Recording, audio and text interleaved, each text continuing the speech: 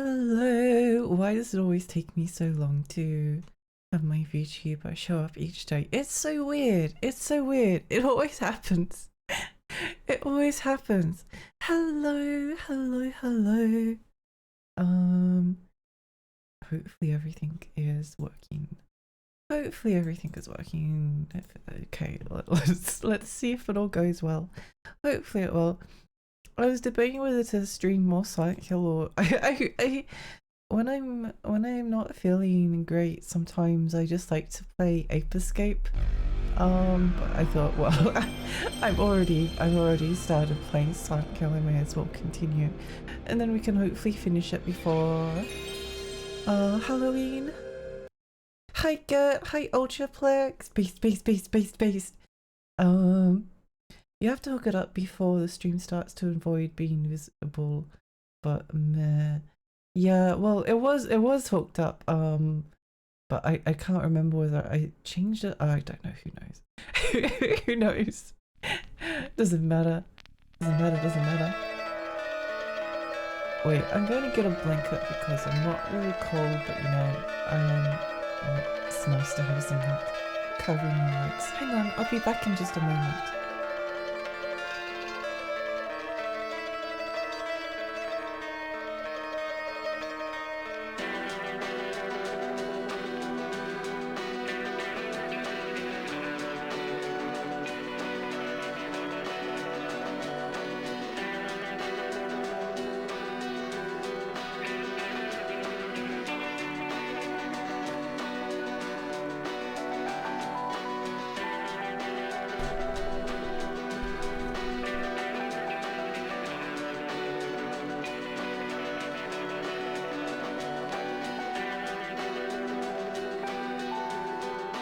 Okay, sorry.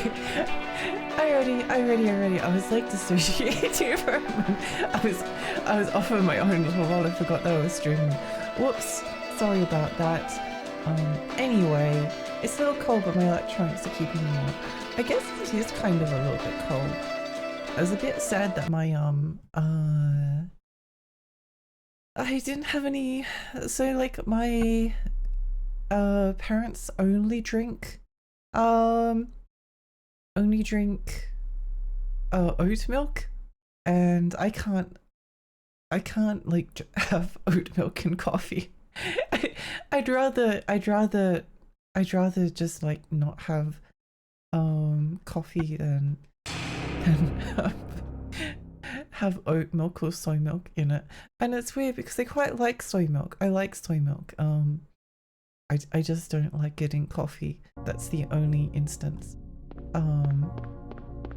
But yeah, anyway, I opened up the cow's milk carton and there was only like 3 drops in there. It was really bad. Bible. Anything in these doors? We're open, locked on from the other side. Let me have a look at these paintings. There's a picture on the wall. Okay. I'm pretty sure we had a look at all of these. Charmed. We had a look at all of these last time.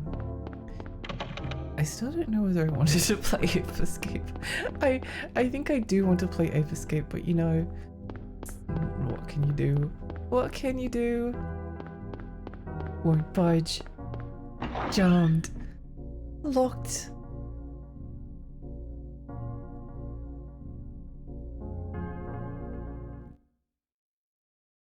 Does anyone have like a comfort game that they have? Because probably the only comfort game I have is Ape Escape.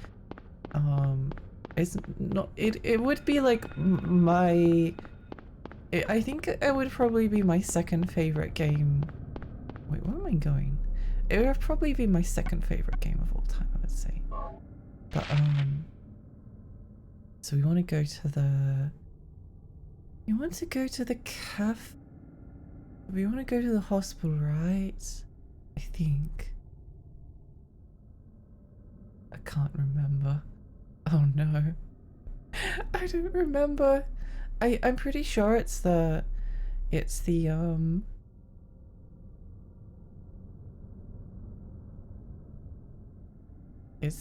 hospital, but I can't see the hospital on the map. I can't see the hospital on the map, which is unfortunate. I don't think so. Maybe, but I can't think of one. Yeah, it's funny. It's one of the. I think Ape Escape is the only game I can play and replay without getting like tired of it.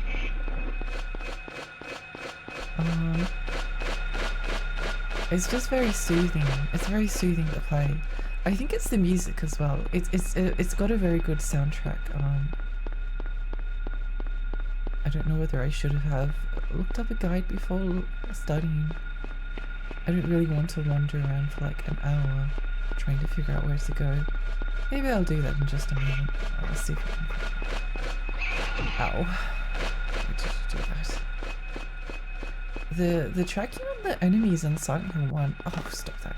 I hate RetroArch. Why does it do this? Why does it do this? It just like randomly disconnects like all the time. It just keeps doing it. It's so annoying. Oh, for crying out loud. Oh wow, that's a cool looking bridge. That was stupid.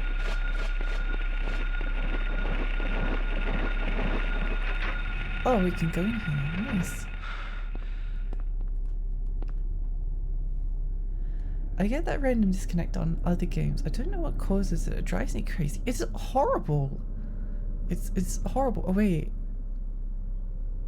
Wait, this is... Oh! This game is a lot bigger than I thought it was. Oh heck, this game is actually a lot bigger than I thought it was. Wow.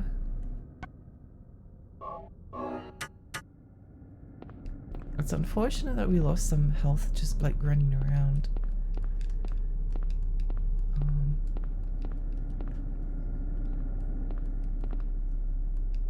I still don't know whether I should have like streamed this on. What is with these like random, oh, what did I press? Oh heck, what is, oh no, my controller's not working now.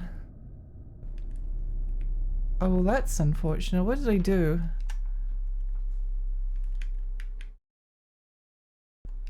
Oh.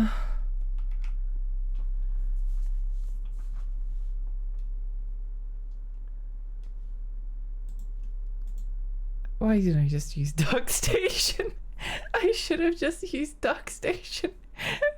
No. Oh, it's so annoying. And then it's going to crash if I try to load into it. I just wanted the pretty bezel. That's all I wanted. Fine. I had this problem before. I was actually trying to like emulate Ape Escape and then DuckStation was like, yeah, right. Good luck getting your controller to work with a dual analog stick game. Good luck there. Hello. Hi Soki. Hi Dawn. I really wonder how many controllers I have that actually did and how many are just doing that. Yeah. I did look it up like a couple of times to see if I could troubleshoot the problem. I'm using a Victrix controller. Oh, Grace, hi, hello. Hi, Dawn. Okay, let's give this a go.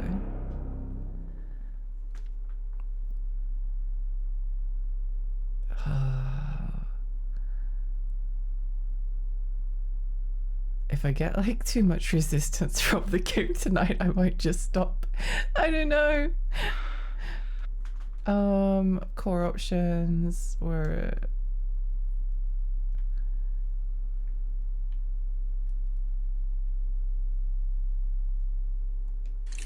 hello? Hello? I don't know. What does that do?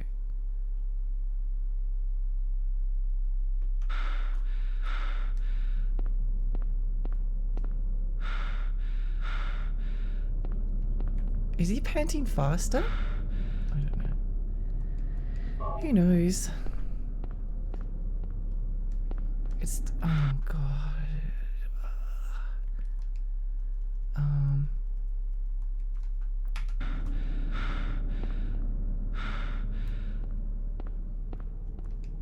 Who would have thought that this game would be so difficult too? There's a keyhole on the control panel. Where's the key? Where's the key? Where's the key? Is it over here somewhere? That would be too easy. I spent all night playing Magic the Gathering. Oh, okay. So I hope you had a good time. Sounds like you did. Sounds like it was a good time.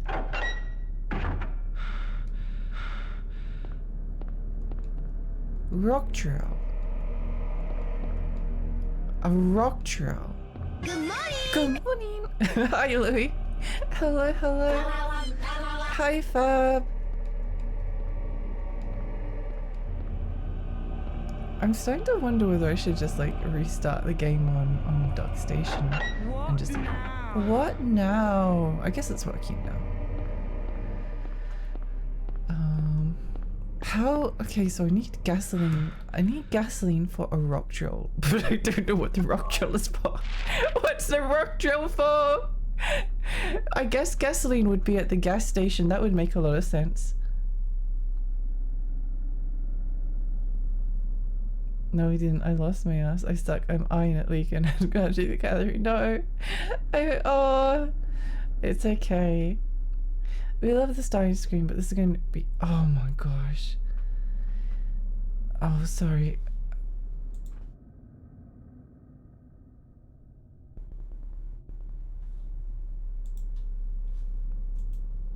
Kill me now. I think...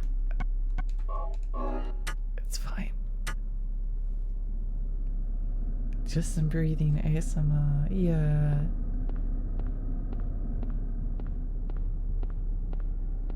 We pretend it didn't happen, yup.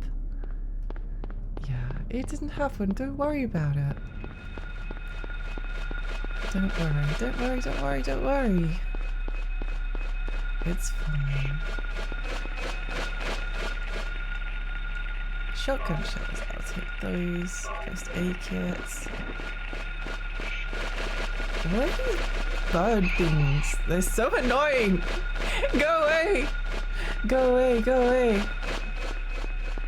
Toxic counter control decks to yeah. Well done. Thank you. Ow.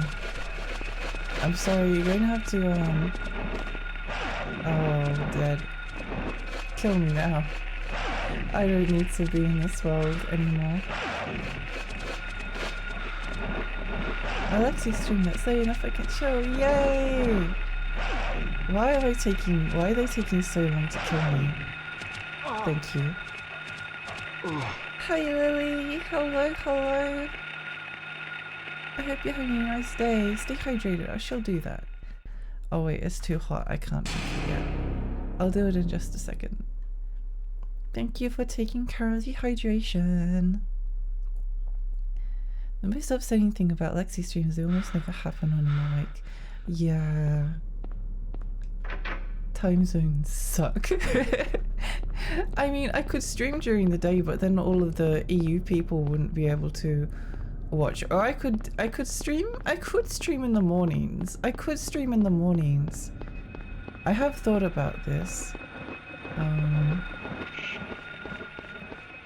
Like, whoa! Guys! Good morning.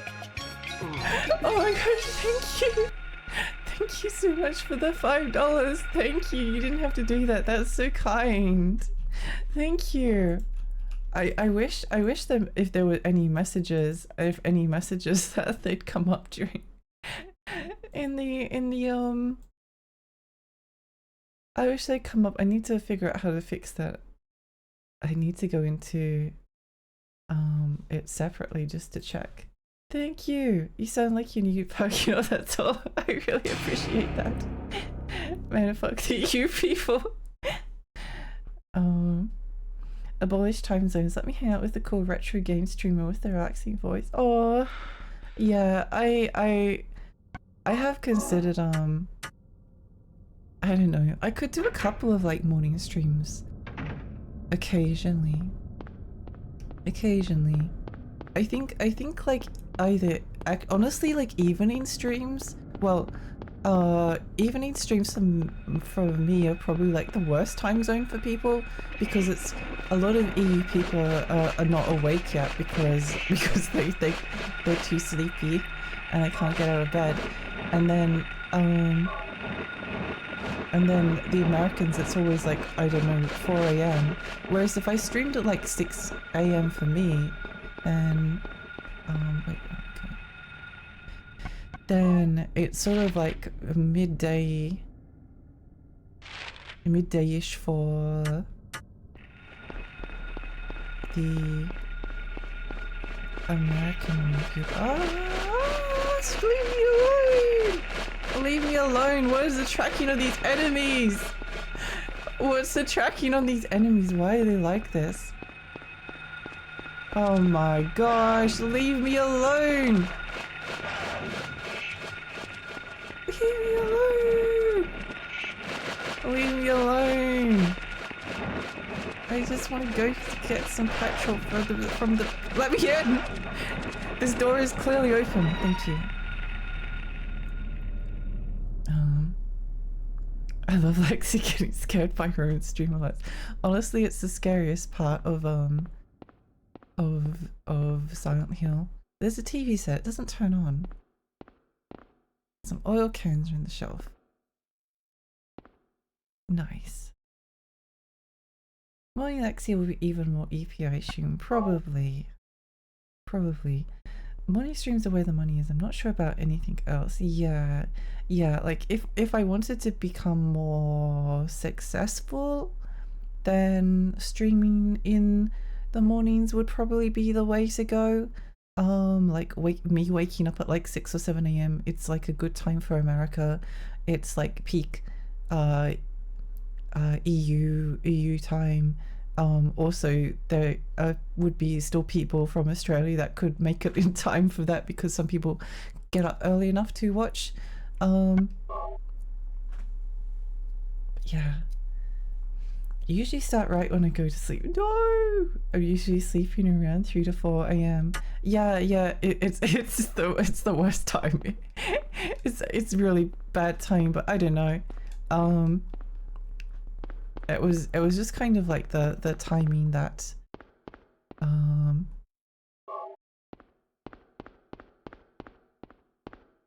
felt the least. What's this? I need some gasoline.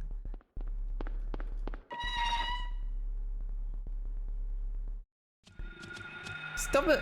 Stop it! Stop it! Stop it! Stop it! Stop it! Stop it! Stop it! Stop it! Stop it! Stop it! Stop it! You know, maybe what I do is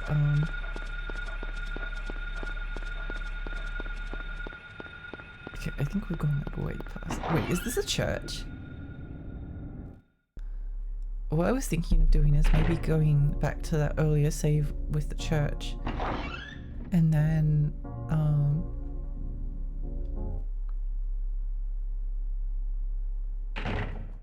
once I know what to do, because they've lost a bunch of health for not very good reasons.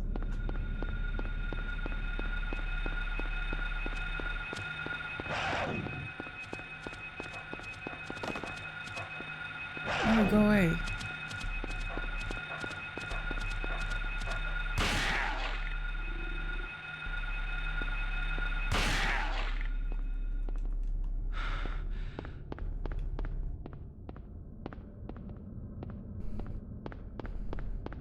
There must be, I don't know where I'm meant to be going.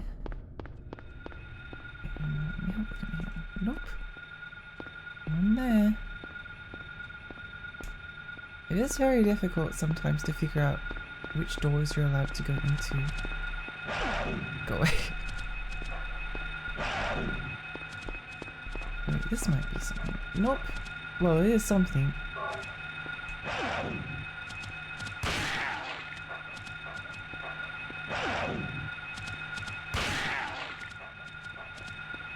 is something. I took a nap at 4:30 p.m. Woke up at 9:30. Yeah, you got permission to nap more. Let's go! Let's go! That's a very good nap. Yeah, sometimes you need that kind of a nap, don't you? This is just voicing. No, it's a nap. It's a nap. Convoluted. Hi, welcome. Welcome. Let me just look up a walkthrough because I want to know where to go. Science.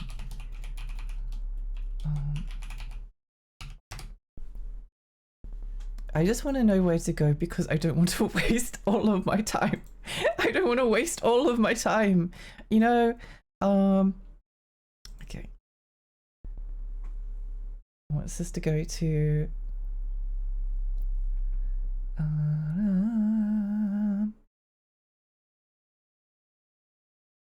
let me have a look. Go to church, elderly walk outside.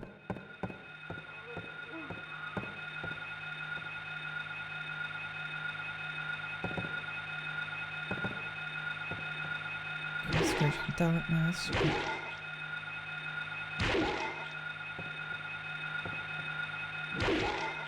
She lays it behind a drawbridge key and what? Wait, I didn't pick this up. No, I left something behind. Oh heck. Okay, well at least we know now. At least we know. Look at that little freak. Look at him go. Uh-oh. Okay. Where did she leave it? Where did she? Oh wait, maybe it's already in my inventory. Oh, it is in my inventory. Well, that's fine. That's fine. At least we know what we want to do now. Uh-oh. It is a weird time zone. But yeah, 6 a.m., 7 a.m. from my perspective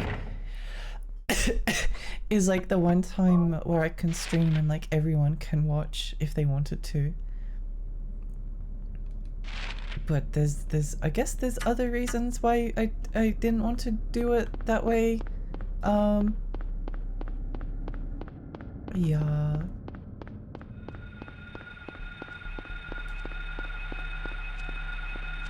Maybe I'll just... Oh wait, is there anything here? I don't remember. I know that there's a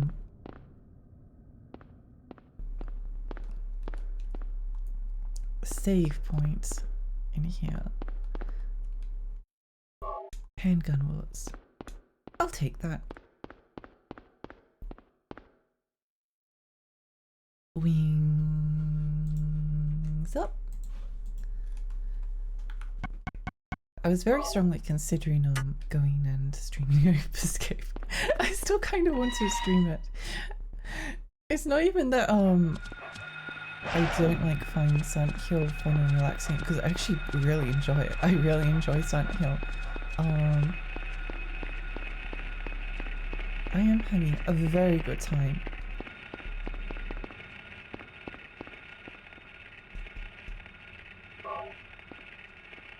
But it's just such a comfort game for me.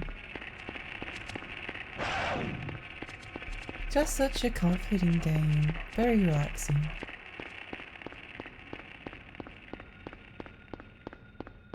I think actually starting like around 10 p.m. 9 p.m. 10 p.m. my time is also like a really good time for me to start. The only problem is that then I have to go like later, like going until like I don't know 2 a.m. 3 a.m. finish time. I don't hate doing that. Rock gel, no gasoline I can use. Why is the music so ominous in this one room? In this room. If you enjoy yourself. Oh no, I already started playing Ape Escape. Oh no, Silent Hill. I can probably play Ape Escape in my brain while I play Silent Hill. I know that game pretty well.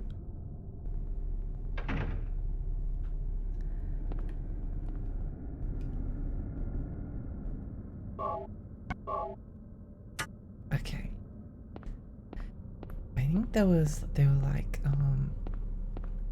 oh my gosh, hey, a health drink. There's a keyhole on the control panel.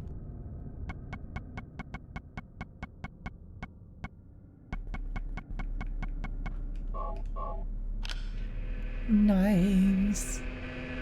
Lexi playing 2 games at a time. Yeah, I'm just that good. Machine user, you want to press the switch? Yeah.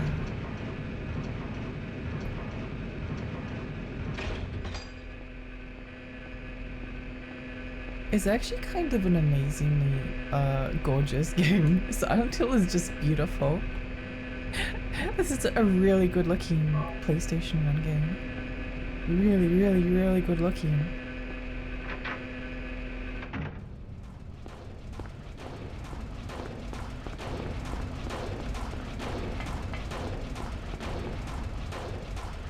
Ooh, new area!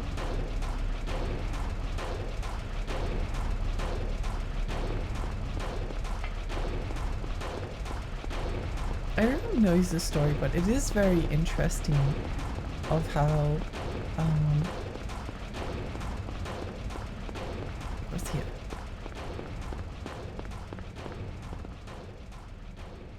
I like that there's actually like a purpose and a reason to want to explore the map in this game.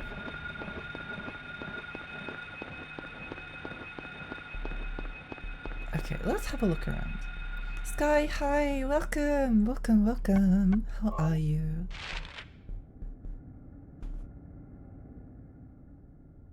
I guess I'll have a look.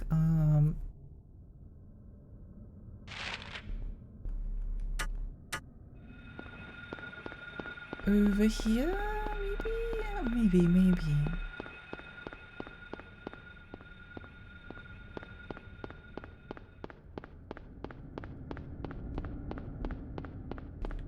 Oops, what's up here? Okay, well that's not the way.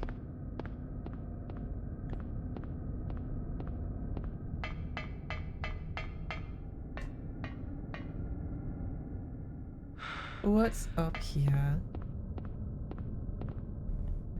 I don't think we're taking any extra damage, but let's just use one of those in case.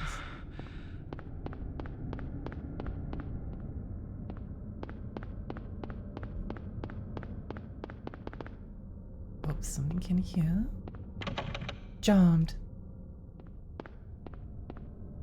Jammed, locked.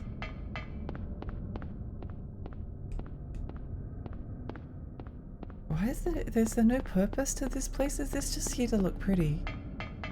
I mean, I like that.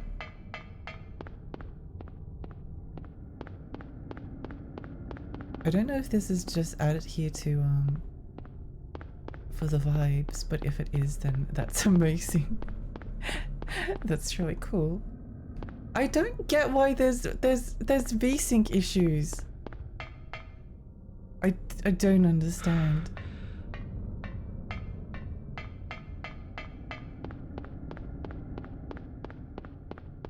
I don't understand.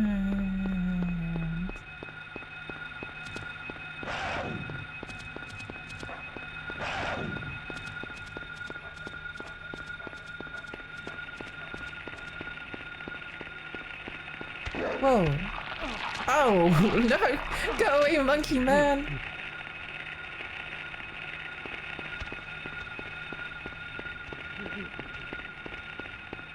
Well, that's a new enemy.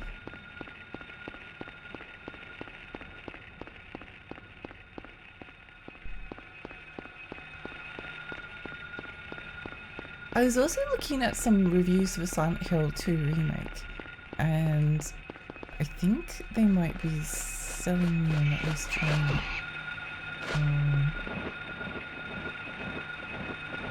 Especially considering that I usually like, I still think that the idea of remaking Silent Hill is kind of unnecessary.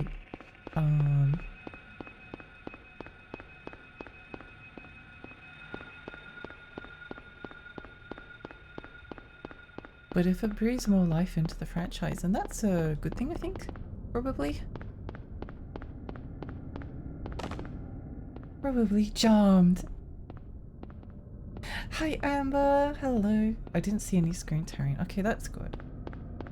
It's not great in my opinion, the remake. Really? That's the first, like, I think I've only like seen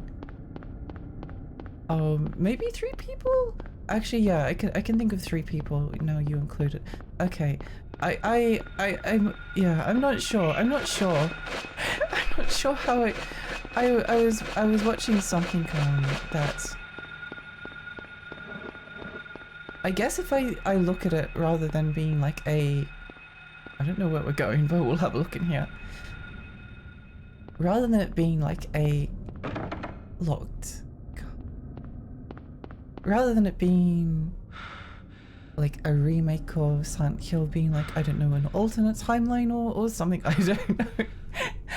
if I look at it as like an alternate timeline Silent Hill or something, then that makes it more interesting to my brain.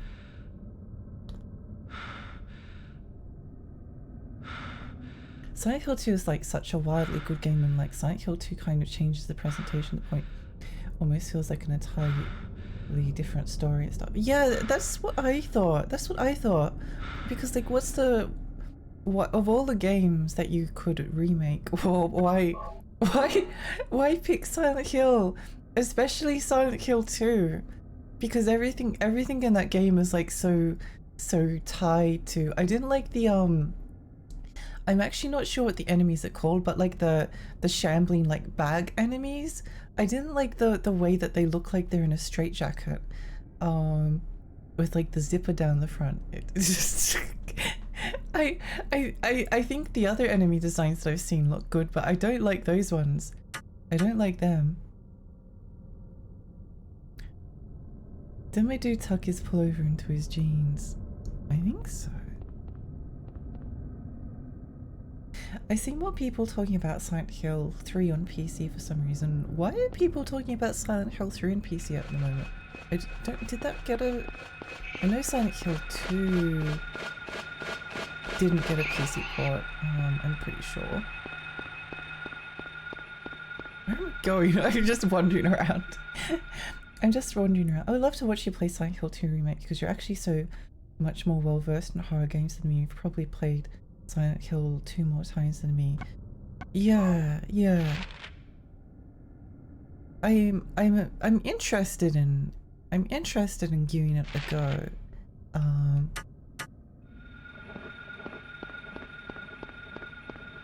I'm very interested in giving it a go. I think as well, I mean, I don't ever see, I don't think the fact that a remake exists invalidates the original. Like the example that I always think of is when I was playing Silent Hill 4 Remake, which I streamed. I love that remake. I loved Silent Hill 4 Remake, but it almost feels like a different game, and it was so enjoyable to me that after I finished playing it, I actually like was playing Resident Evil 4 off screen by myself. it like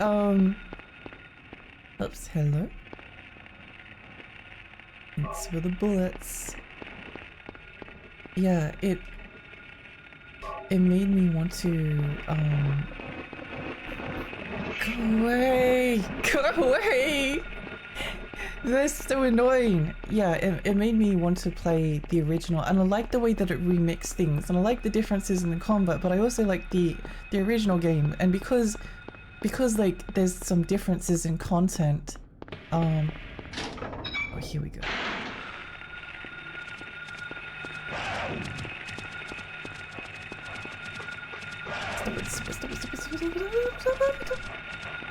Stop it, let me in! Let me in!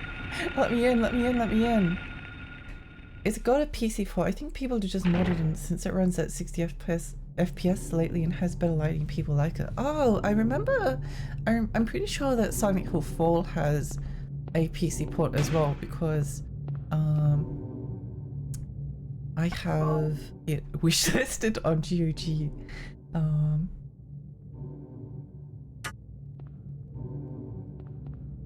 But yeah, the remakes doesn't replace the original, and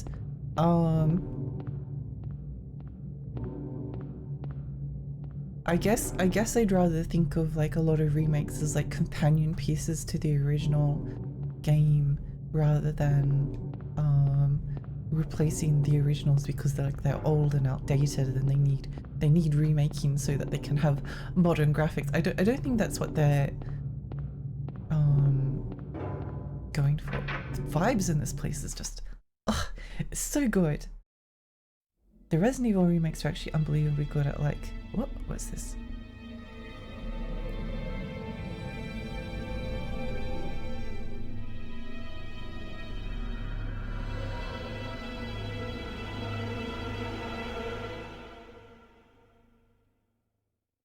Uh-oh, he did an oopsie.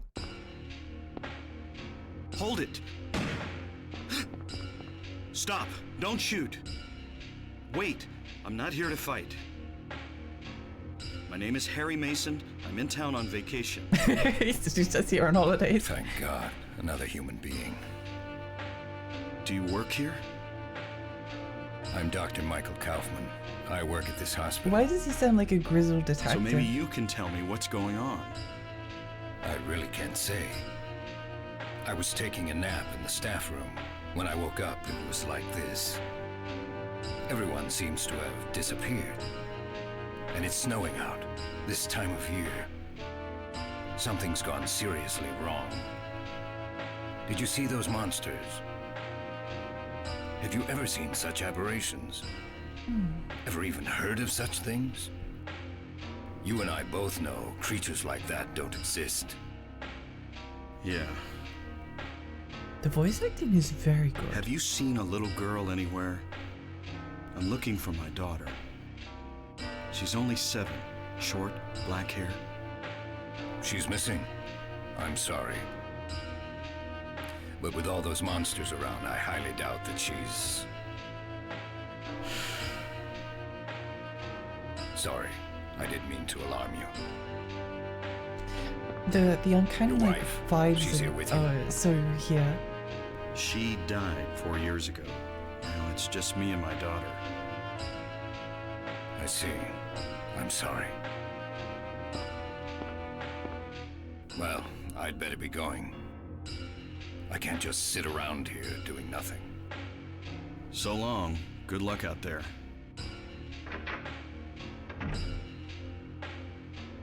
That was a fun cutscene. The Resident Evil remakes are actually unbelievably good at like reimagining these games more times without devaluing the originals in any way. Yes, I agree. And I think even like Resident Evil 1 remake, as far as back as that, they had like they'd figured it out. They were like remixes of the original. Like the originals are still there. All of the remakes of Resident Evil have been fantastic. The only one I haven't played is Resident Evil 3 remake, and I also haven't played Resident Evil 3. It's actually the only Resident Evil games. Okay, so I've played Resident Evil 0, which I loved. Resident Evil 1 remake, which I loved. Resident Evil 2 PS1, which was good. I liked it a lot. I really liked it. Resident Evil 2 remake, which I loved. Haven't played 3, played 4 and 4 remake a bunch of times, and finished both of them obviously and loved them. I actually have never played the Separate Ways campaign for Ada, strangely enough. I should do that one day, but I was always like, oh, it just looks like a lot of the same content.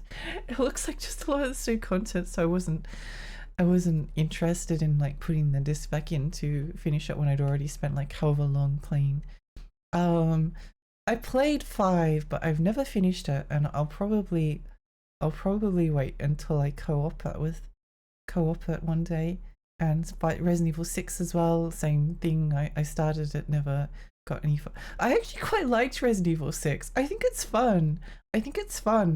I haven't seen anything wrong with it. Maybe because I disliked Resident Evil 5 so much, and I played 7 and 8. And I got like halfway through Resident Evil Revelations and thought it was great, but then I stopped because I was like, I should stream this. And then I've never gone back to stream it. I haven't touched Resident Evil Revelations 2 yet, or Dead Aim 1 or 2 yet. Don't die, kinda. Turtles, hi. Welcome. Don't forget to stop and admire the signs you see. Yeah, I shall look at all of them. Bro sounds like Columbo or some shit. One more thing. He did. He sounded like some kind of grizzled detective. Imagine finally getting a nap in and then this happens. That would be the worst. That's one of my fears, just like having a nap and then everything's different when you wake up. Nothing unusual. Voice acting is fine, but the direction writing is a bit B grade, which is good in a horror game. Yeah, I guess it's more like it's good voice acting in that kind of like uncanny Silent Hill way. It has like a vibe to it. It's not distractingly awful, which is more what I look for. If I can say that it's not distractingly awful, then that's a good thing. This goes outside.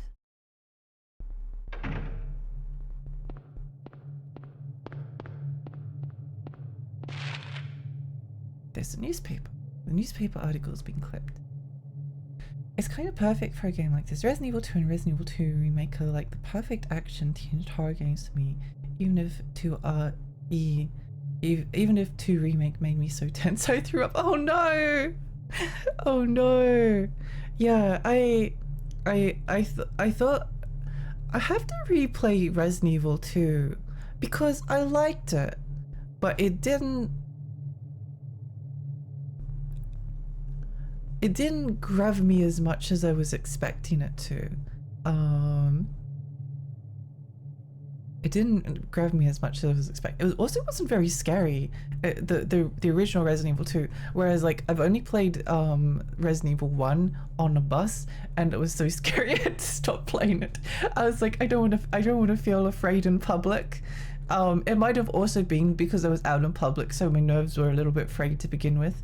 But yeah, I need to.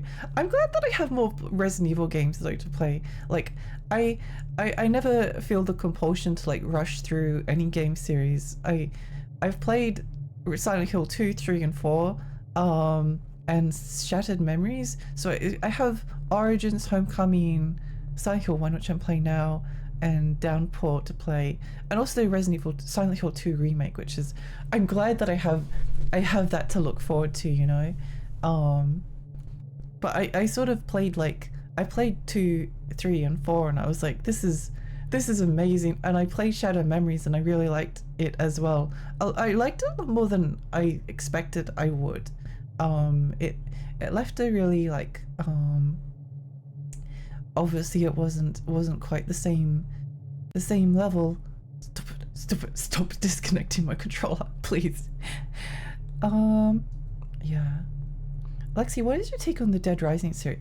Oh, Dead Rising is interesting because it's like a lot of really interesting systems. I like games that have time limits. So I like Pikmin. I really like the time management aspect of Pikmin. I don't find it stressful. I find it fun to like think of how I can optimize like routes and things through levels.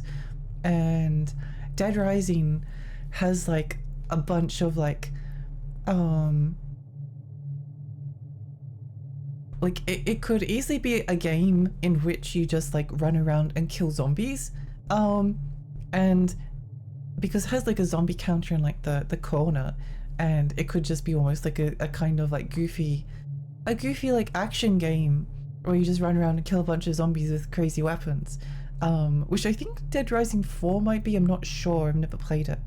I know a lot of Dead Rising fans really dislike 4, but I think because of the time limit like pressures you to do things. It's the time limit I never found like so strict that you couldn't like stop and smell the roses and explore, but it's strict enough that you kind of like want to be like moving you forward through the game. And yeah, I really liked it. When Dead Rising Remake came out recently, I was actually thinking of playing through Dead Rising 2, but the PC port had like problems, which really surprised me. The PC port I just couldn't get to run without crashing. It was really bad. it's very annoying. But yeah, no, I like Dead Rising. I like Dead Rising. I think it's a good series. It's dumb and fun, but it kind of doesn't feel like a Resident Evil game. Oh no, it doesn't. It doesn't. Yeah.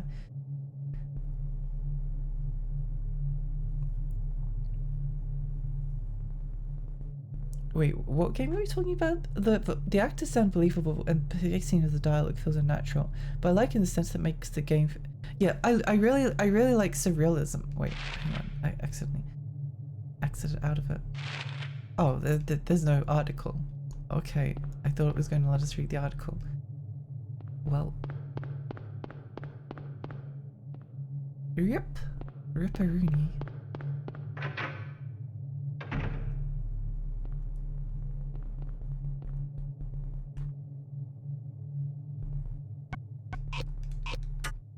I need to find a map. I need the map.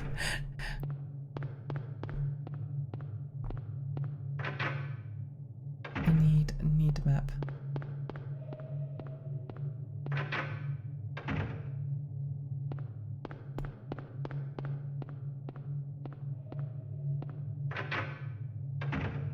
Oh, there we go. Health pack. Nice. Nice. This should be the map. Yeah, let's go.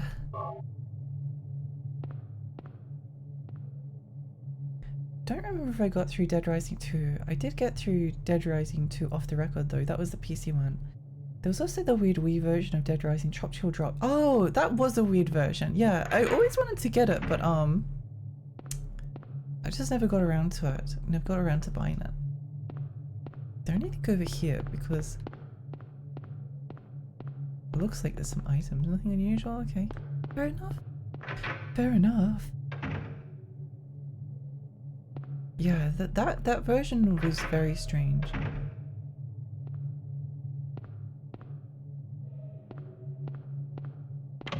Jammed. I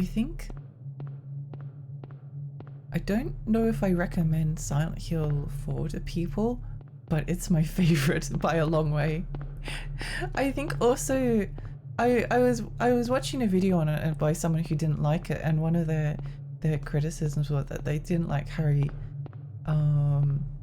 Townshead. I thought he was just like a dull protagonist, which is very fair. Very fair. But I thought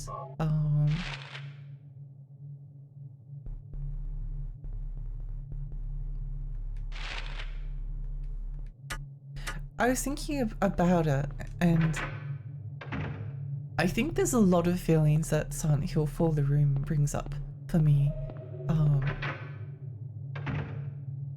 But I think Harry's neurodivergent. I think he's neurodivergent. Did I just cycle back? No, this is the way forward. Okay. Got it. Jammed. Locked, jammed, locked, jammed.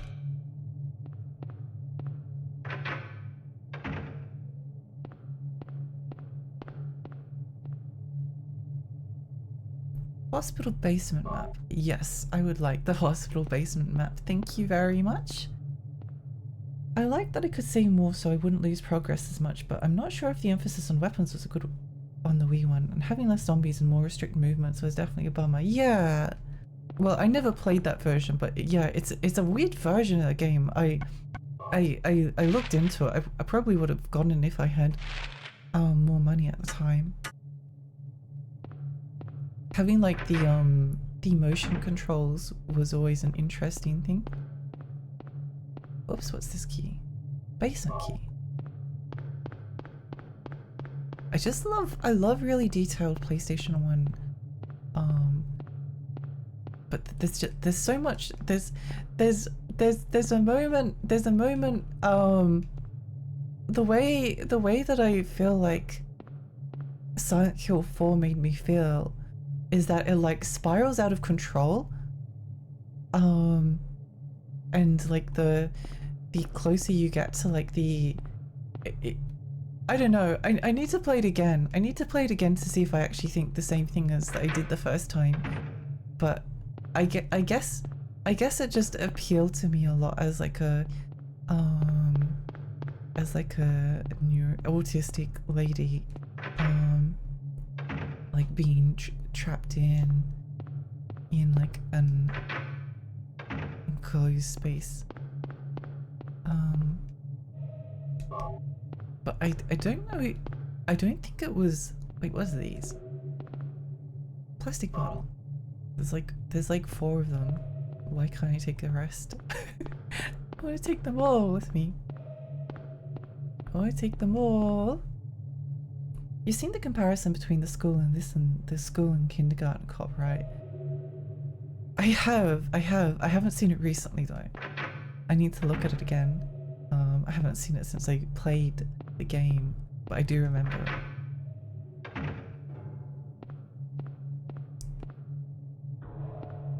Silent Hill 3 is also maybe my favorite. It's very close between Silent Hill 3 and 4, except I think Silent Hill 3 is a lot more fun to play.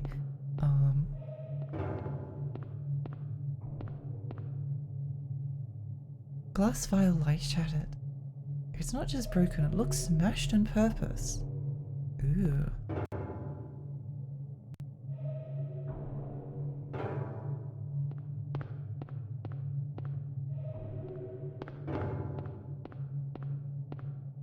I really love the music in this stage.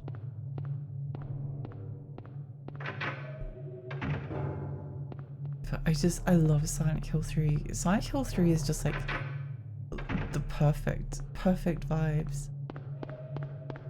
Okay, we've already been in here. I keep getting turned around.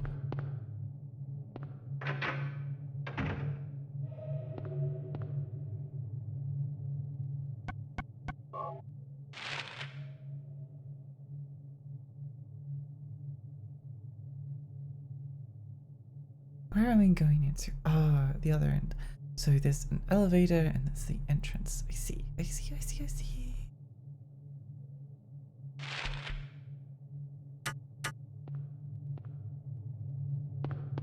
You know, a game that was also very vibes, which is maybe surprising. Charmed.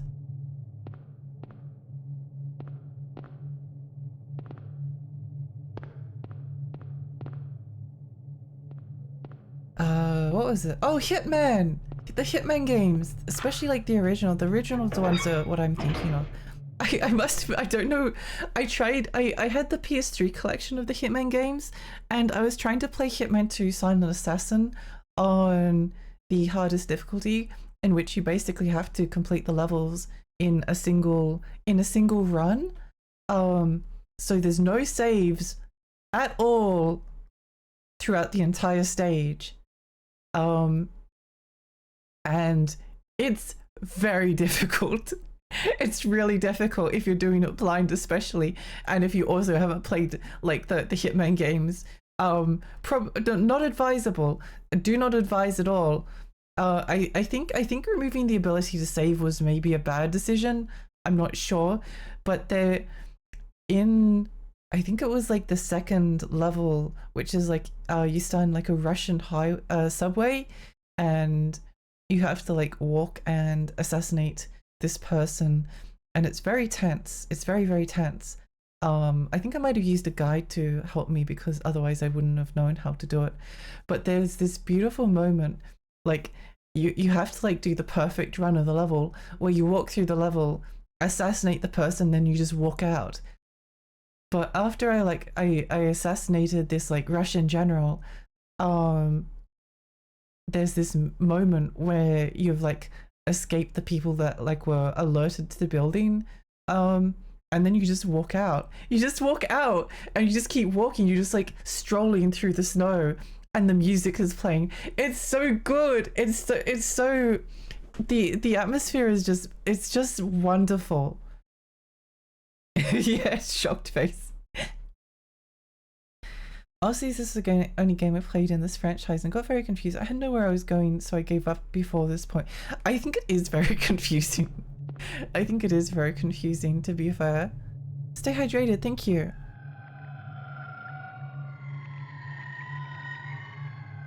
I never got around to the old Hitman games. The new ones are very good. I think all of the Hitman games are very good. I actually really liked Hitman Absolution. It's really difficult sometimes to know whether to play certain stealth games on the very hardest difficulty. I did it with Dishonored, and my impression of Dishonored was I don't know whether I'm good at stealth games or bad at stealth games. Maybe it's just like kind of an average thing. But you don't want stealth games to be too easy, because you want the like hide and seek to feel challenging, right? But if it's too hard, then it's like you just get spotted constantly. I think stealth games are great. I also really like Splinter Cell. I really like Splinter Cell, Pandora Tomorrow. There's just something about so many stealth game franchises. Splinter Cell, Pandora Tomorrow, the vibes in that game was so good. So good. Such a wonderful, like, I hate military games. I hate them. I despise them. But there was something about, I think it's like these very like detailed urban environments, and they were all like slightly weird. They're all slightly weird or like different. It wasn't just like, I don't know, sneaking into a military base in like Saudi Arabia or something. Which is like what a lot of like modern military games would make you do. You went through like a place that like cryogenically froze people, and there was a brain room. I love the brain room. I want to go back to the brain room. I want to go back to the brain room. I haven't had this phase in a long time, but I've had phases before where I would just like love stealth games and just wanted to play like every single stealth game. And there's still lots of stealth games I haven't played. I love Deus Ex. Deus Ex is one of my favorite games ever. I never played, well, I did play Invisible War. I thought it was okay. I never got very far though.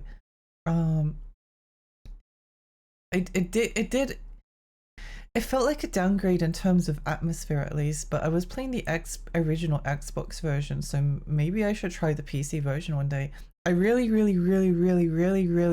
to stream Deus Ex 1 day, because I've still never finished it. I never finished it. But oh my gosh, just the atmosphere of Deus Ex is so good. It's so good.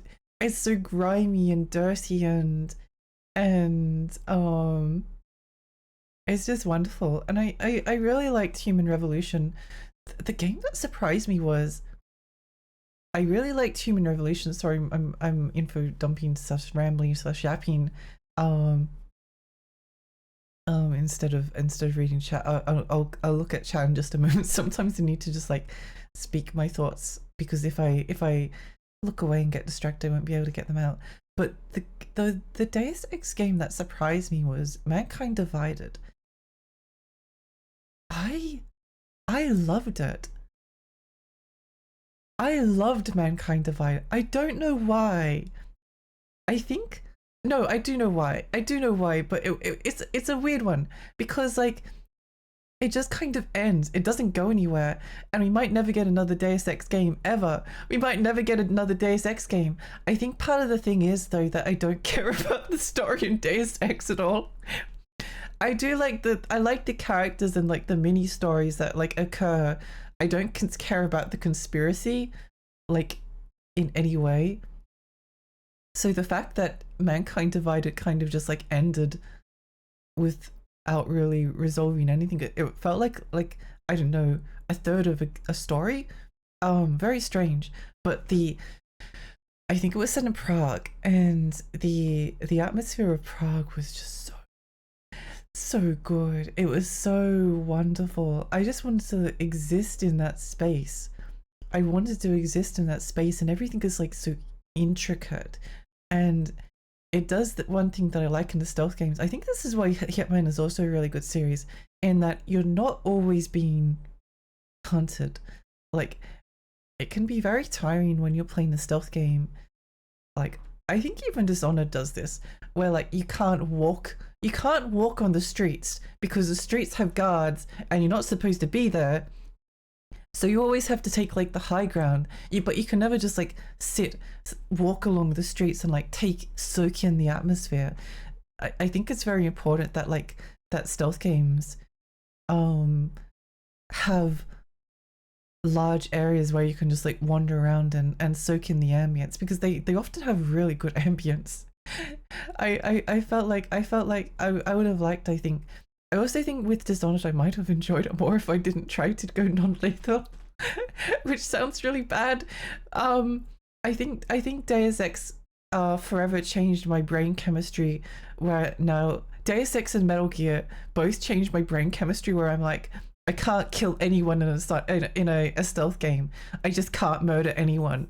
But I think Dishonored probably would have been more fun for me if I had allowed myself to murder people. But then there's more to it than that, because like if you like get to use your like fun, goofy Bioshock powers and like summon rats to kill people and eat them or something, then you get the bad ending, because you're spreading chaos. You get a bad ending out of it, which I guess is fair. It's fair that you're punished for being evil, but I feel like it's not a very interesting like I feel like someone in the development team was like, oh no, ludonarrative dissonance, can't be having that in our video games. Like I think the Uncharted games would be a lot worse if you didn't like end up shooting 800 people in the scope of the campaign. I could be wrong about this. I could be wrong, but Drake is kind of a little bit of a sociopath, for like happily shooting just like a couple of dudes, let alone like 800 people, you know. But that's the gameplay in Uncharted. That's where the challenge is, and yeah, I don't know. Wait, let me go read where we're up to. I've vaguely been thinking about Pandora Tomorrow, PS2, not the game. Boy, what Pandora Tomorrow? Oh right, why was I like, what's Pandora Tomorrow? I was thinking of a James Bond game, but yeah, no, Silent Hill. Not the Game Boy Advance one. Yeah. It's a good game. It's really good. I recommend it. Big recommend. Which is surprising because I wouldn't think that I would be interested in a Tom Clancy game, but yeah, Splinter Cell kind of surprised me in that regard. Maybe I should play the Game Boy Advance version. We need to get Lexi to play Arma 3 and do hardcore. I'd rather do anything else. Almost anything else. Actually, no, that's probably... Playing Arma 3 is about as likely as me playing like a FIFA game. That's how down low on the list of things that I would like to do it is, you know. I ignored the Splinter Cell games at the time, but looking back, they're actually interesting because, like you said, they're not military. They're not military yet. They've got an interesting atmosphere and feel to them.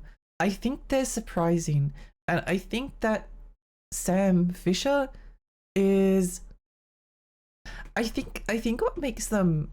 I think what makes like Hitman, Metal Gear, Splinter Cell kind of like fun games that are very atmospheric is that they're not just building on like a history of like military games, but it's more like spy fiction. They're more about like it's more like spy fiction, I think. And like just using James Bond as an example, because I don't really watch many spy movies. Again, I find them a little bit boring. I don't know. In an ideal, I do like noir fiction, and film. But I think building upon like spy stories and like the interesting locations that you often have in, say, like James Bond, for instance, it kind of makes sense that they're also trying to create like these really intricate space. And I think as well because like stealth games are very much about the environment. If you play, I actually have played like the one of the original Clancy Ghost Recon, not the modern ones, like the very first, the very first from like 2001. Yeah, the PC version. It's so green. It's Tom Clancy's Ghost Recon is the greenest game I've ever played. It's so green. The crosshair looks stupid. Everything is green.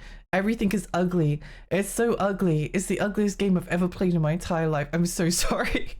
I didn't like it at all. But I think because it's like a military game and then like, oh, go direct squad mates, go kill the terrorists or something. Go kill the military people on the other side, then it's like, whereas if you contrast that to a stealth game, then the environment in a stealth game is like integrated into like the appeal. The environment in a stealth game has to be really appealing and really strong. And so because environment is so important for stealth games and for horror games, then it has to have like some good atmosphere. And even though like I don't remember any of the characters in Tom Clancy's Ghost Recon or anything like that, but the environments were so good. I was about to ask about Deus Ex. I think that would be a great stream. I would love to play Deus Ex. Funnily enough, the first time we played Deus Ex, I borrowed it from my cousin, and it had this error where everything was running at like 2 times speed because I guess like my computer was too fast, and I was like, I don't think this is right, but I don't know how to fix it, so I just played most of the game. It was really funny because you couldn't react to anything because like if you trigger an alert, then the guards are like going woo all around the screen. They would just like fly around. If you alerted like a single person. Deus Ex is one of those games I never got around, even though I wanted it. Human Revolution was okay, but I lost interest for whatever it is. I think I played Human Revolution like so many times. Like I started from the beginning so many times. That when I finally finished it, I don't know what I thought about it. I think the first time I was playing it, I was like, I don't know, a 9 or 9.5 almost. I was really enjoying it and enjoying the atmosphere. When I actually finished it, this isn't like my review score, this is like my personal enjoyment, but it was maybe like a 7, like a 6 or a 7. Being like, I enjoyed it, but it didn't really speak to me as much as I was hoping. So yeah, I'm not sure about Human Revolution. I kind of need to play it again one day just because I want to like reassess. Hello. P, hi, welcome. I think one of the most frustrating stealth games I played was Siphon Filter on PS1. Never played the sequels, just the stealth levels were hot garbage. I've never played Siphon Filter. I kind of want to try it now that you mentioned it. Try Dishonored on normal. Hard is a bit silly. Devi, hi, welcome. I did finish it on hard, but yeah, I think it would probably be more fun if I played it on normal. I don't know, if I played it on normal and just allowed myself to like do whatever I wanted instead of like trying to maintain low chaos. Like it's silly as well because like some of the one of the good options for like assassinating one of your targets is to drug this lady who is probably evil, but drug the lady and then drag her body and then take her to the basement of the house where her stalker is waiting for her, and then her stalker puts her on a boat and says, yeah, we'll take her away to an island and you'll never hear from her again. And you're like, yep, that's the good ending. Like, no way. That's so messed up. That's so much worse than killing her. There's a mission in Dishonored 2 where the good option is to take this like brilliant scientist who probably could be like potentially like, I don't know, you could probably like again knock him out and drag him back to your headquarters and be like, hey, we need you for this, and if you I don't know, maybe this is a bad option as well because it was kind of evil. But anyway, what you end up doing to him is you knock him out and you put him in a chair and you hook him up to a machine. Sorry for Dishonored 2 spoilers, but it's been out for a while. You hook him up for a chair, mute now if you don't want to know, and you wipe his memories. You like wipe his memories and leaving him in like a borderline I think you wipe his memories and you like stunt his intelligence or something. It's really messed up. It's really, really, really messed up. I don't know. There's a little bit of like there's a little bit of inconsistency to the Dishonored games.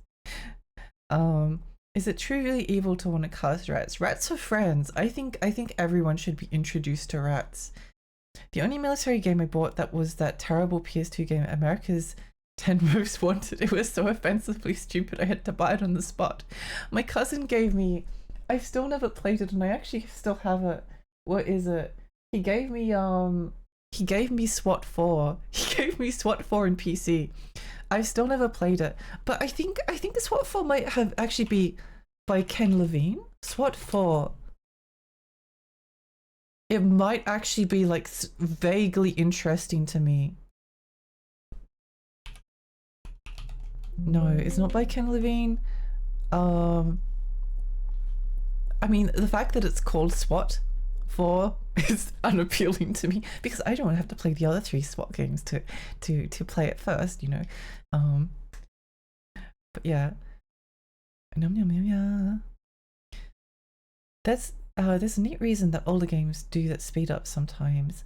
Not only always a reason, but sometimes they would set speeds using your CPU for timing. So with modern hardware, the game starts running too fast. Yes, yeah. I wasn't sure how to like limit it back then. Hi Boone, hello. Yeah, I've had it happen for like other games. I think even Silent Hill is like suffering from it a little bit. The normal levels in Siphon Filter were good for the time, but from memory, if you got seen on a stealth level, it's game over and there was few if any checkpoints. Oh no! Oh my gosh, it's just like Hitman. Dishonored is excellent at allowing players to approach challenges the way they want as long as you play on normal. I've heard 2 is much better. I mean, I managed to get through Dishonored 1 on hard, I think, without any problems. I think. I also managed to do it without like killing anyone for the most part. The only thing was that I knocked a guy out. I knocked a guy out in the sewer once, and I guess his body might have fallen in the water, and I guess he might have drowned while unconscious. But is that really my fault? I don't think so. I don't think I should be held accountable for that. But anyway, I got to the end of the level. I was like, oh my gosh, I did it without killing anyone. Let's go. And then there was like one death. It was like, what death was this? I was like, oh wait, maybe I should have not fished him out of the river. Maybe I should have fished him out of the river. Wasn't that like one of the Sierra Police Quest type games, or am I mixing it up? Yeah, it's a Sierra game. Sierra and Irrational developed it.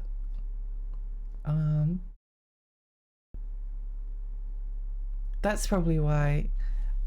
Was Ken Levine? No, wait. Am I thinking of the right person? Oh, who knows? I like Irrational. I think like SWAT 4 is like supposed to be quite good, but man, I don't know. They also did System Shock 2. Oh my gosh, I was actually like thinking the other day that I really need to play.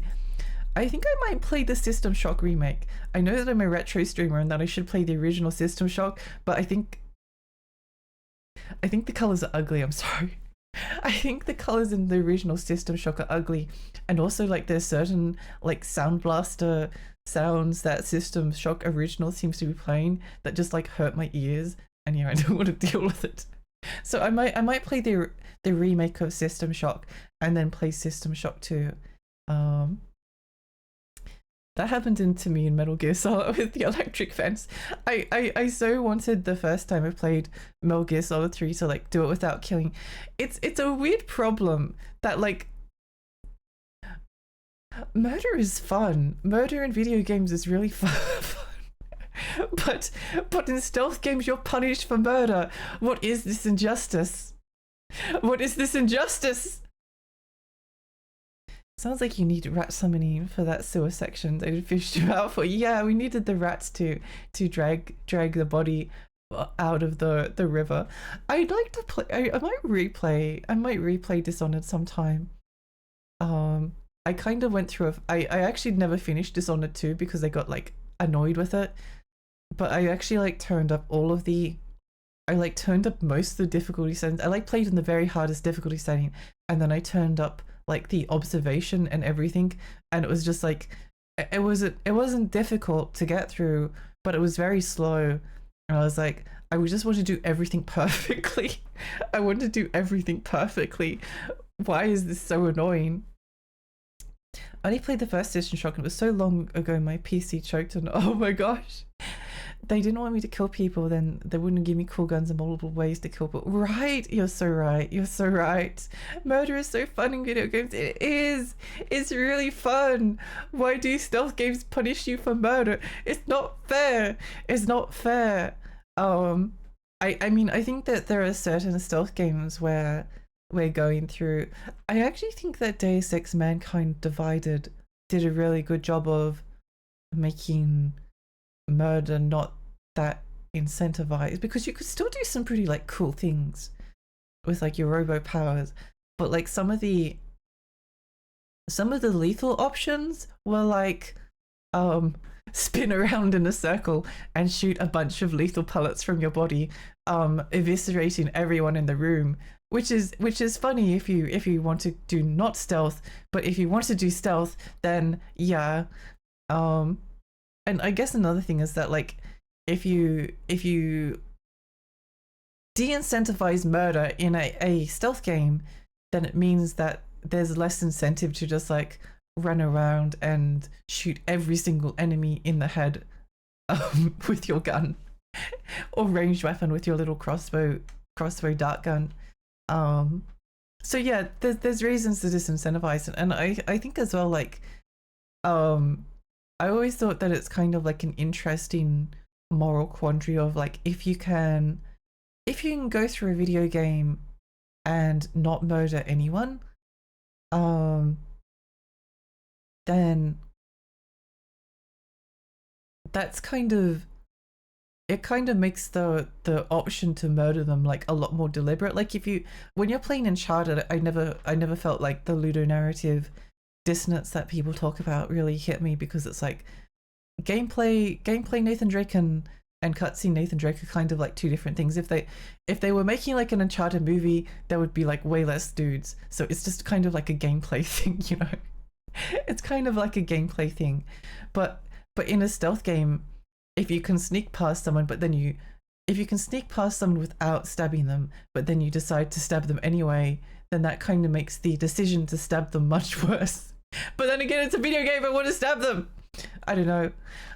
I've played most of my stealth games like in such a long time, only using non-lethal means. I think actually Hitman had quite like a good system, and maybe I need to get more into like the Hitman roleplay headspace where instead of murder being disincentivized, it's more like you want like a clean assassination attempt. So it's okay if you murder people, just providing no one sees the extra murdered people, you know? We don't have any faith in you, it's over. Alkite, hi, welcome. Average video game options. You can take this wicked demon rifle that wraps a ghost around your enemies and rips their soul out of their bodies. Or use a tranquilizer gun. That's so right. It's so right. Yeah. Yeah, like they'll give you. I remember when I was playing Metal Gear Solid 5 and I spent like the entire game. I spent nearly the entire game just like tranquilizing people and like kidnapping them for my base. Because I didn't want to kill them. I felt bad, but then once I upgraded the helicopter, and then there were some dudes around me when I was like taking the helicopter to escape, and then the helicopter came in and just like started mowing them all down with a Gatling gun, and there was like blood spraying everywhere. I was like, I've missed out on so much. I've missed out on so much this entire time. I've been shooting every single person in this game with like tranquilizers and rubber bullets like to stun them and then kidnap them when I could have been making their heads explode instead. I had many regrets at that moment, but I continued on my non-lethal Metal Gear Solid 5 playthrough. I think I'd only like by the end of the game I had like taken out like over 1,000, like tranquilized like 1,000 people, and somehow I killed like 20 or 30. I don't even know how because I never used a lethal weapon, but something must have happened. Who knows? Who knows how that happens?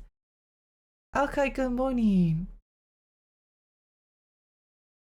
Good morning. Oh, CPC, hello. Sorry, I got distracted and was talking about stealth games.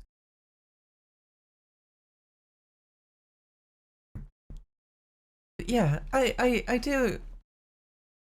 I haven't had a stealth phase in like a long time.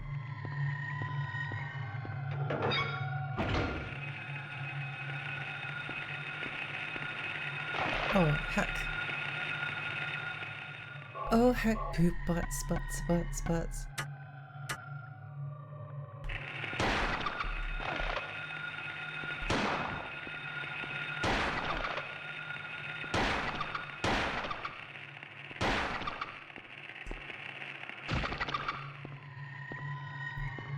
I remember I watched a review of Silent Hill 4 once and GameSpot called it a bug crashing simulator, and that always stuck with me. Jammed.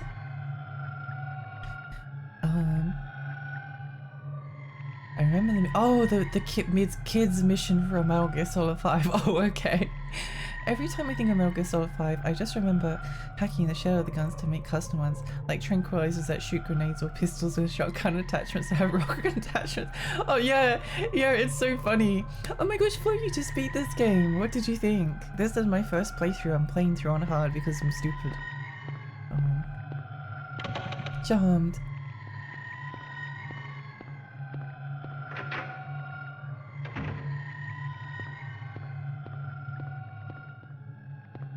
The in-house generator powers elevators.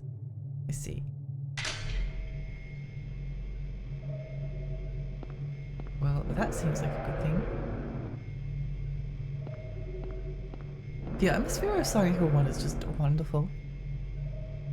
I did quite like Metal Gear Solid 5. I thought it was relaxing. I don't know if I'd like it a second time through. I think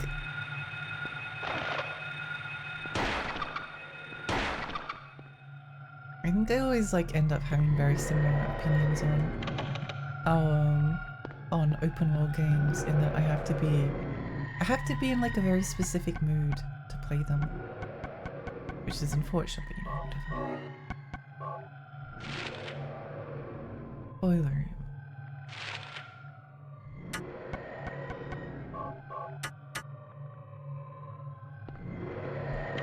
Jammed.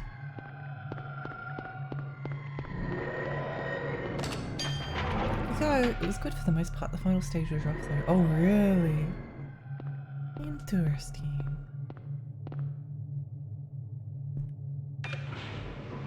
Going up. Ding dong. Which floor are we on?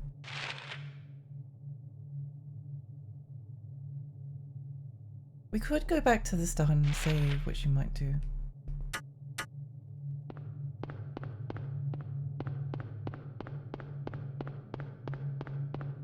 May as well. Charmed. Charm locked, charm locked, charm locked. I like Harry's nipple torches. I wish I had light up nipples. Technology is not advanced. One day we'll get to the point of Deus Ex Human Revolution. That is the first thing I'm investing in. How was your first impressions of this game? Really good. I really liked it. I really like it. Yeah, I can't... Oh, I can't say from this angle. No! No! Why is this happening to me?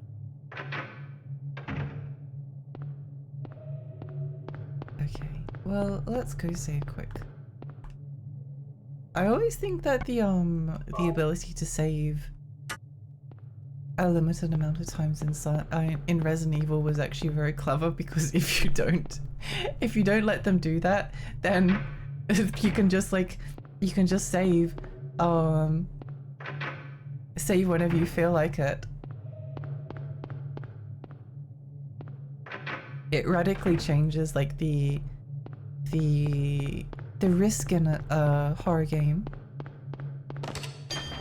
Ding dong. Let's have a look at...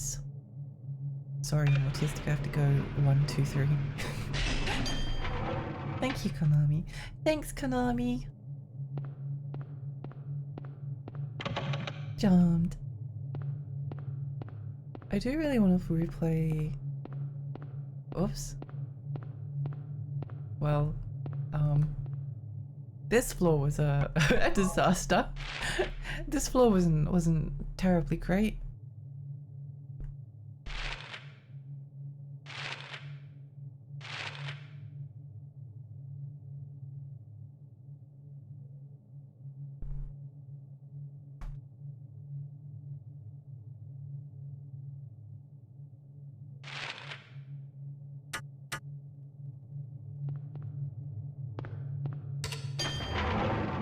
Every time Konami does something stupid, I refer to them as Konmai, because sometimes they spell their own name. I believe Koami is also a Canis fine. I think Koami is really cute. I'm glad that Konami actually seems to be doing stuff that's not they're not always evil at the moment, which is nice. They've actually, like, they seem to have invested in... What?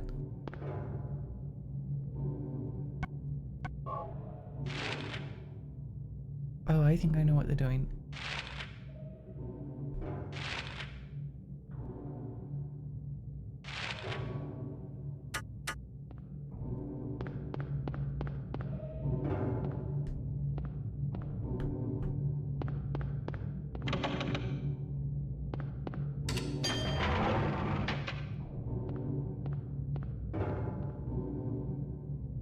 Oh my gosh, there's a 4th floor. There's a 4th floor. Oh, that's scary. I love that. That's so cool. Still no classic Silent Hill collection from one console though, so they're still evil in my eyes. Oh, that would go so hard. Imagine just like really good ports of the original games. Oh, hello. I mean, we got a Metal Gear Solid collection with only like half the games, but you know, it's better than nothing. Half the games are like 1080p, but better than nothing, right? Right? There's Silent Hill 2 and 3 on PS3. Oh no, I'm kind of curious about Silent Hill 3 on. Hello, Alice. Alice, hi, welcome. I'm kind of curious about Silent Hill 3 on PS3 because they changed the voice acting and it sounds worse, I think. Or it sounds different at least. Don't know if it sounds worse. I think most of their money is on mobile games right now. Yeah, that sounds about right. That sounds about right. It looks like ass, yeah. I don't know what they were thinking in But like just having, I don't know why modern game developers haven't been like, oh, what if we took our like PlayStation 1 games and we slapped like a CRT filter on them? Because that's kind of how more like they were designed to look. Like yeah, experience of playing an old game on a CRT is like so radically different to playing it. I think this like CRT filter I have on like RetroArch is a pretty good substitute for it. Jammed. Clive Barker gave me brain rot. Clive Barker's Undying gave me brain rot.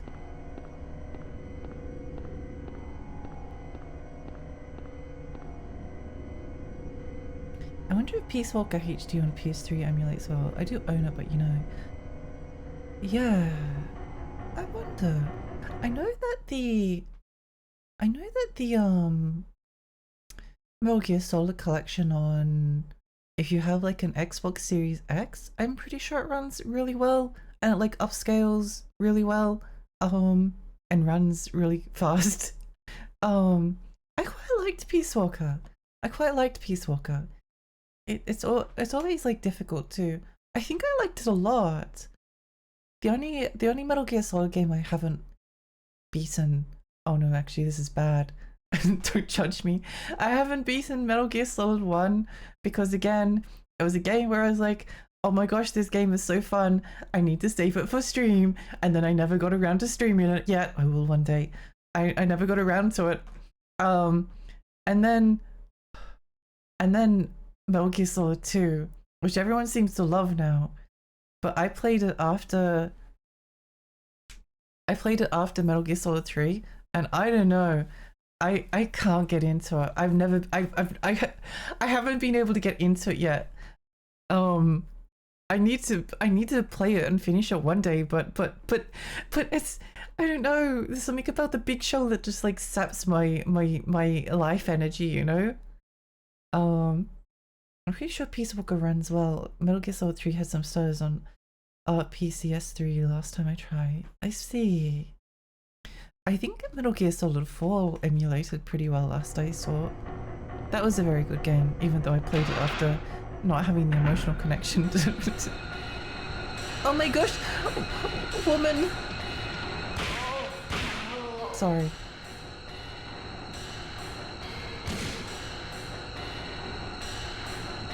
I thought undermine. Sorry that when you didn't see, I just saw it then. Oh, okay, got it. The problem with Metal Gear Solid 1 is that you have the choice between the PS1 version and GameCube version. Each has their advantages. Yeah, it's funny how much people dislike the GameCube version of Metal Gear Solid 1. Like, it seems very universally disliked almost. Great camera angles. Oh, I love this. I love the rusty red plate of turtle, rusty red bathrooms. Extremely accurate depictions of bathroom culture. Don't. Is this the door I just went through? No, it's different. Where am I? Well, we probably need to go look at rooms 1 through 4 and then we'll come back here. I was trying to round up Harmony of Despair earlier and I was too stupid to get it to work. Oh, Harmony of Despair is that that weird,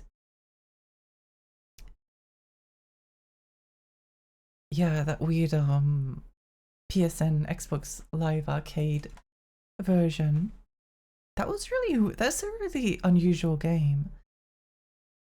I actually kind of want to try it one day. I kind of want to try it. I'm not sure. I think at the time it was very unappealing because it was like a kind of multiplayer game. But I don't know. It's a little bit of a curiosity. It's kind of a curiosity.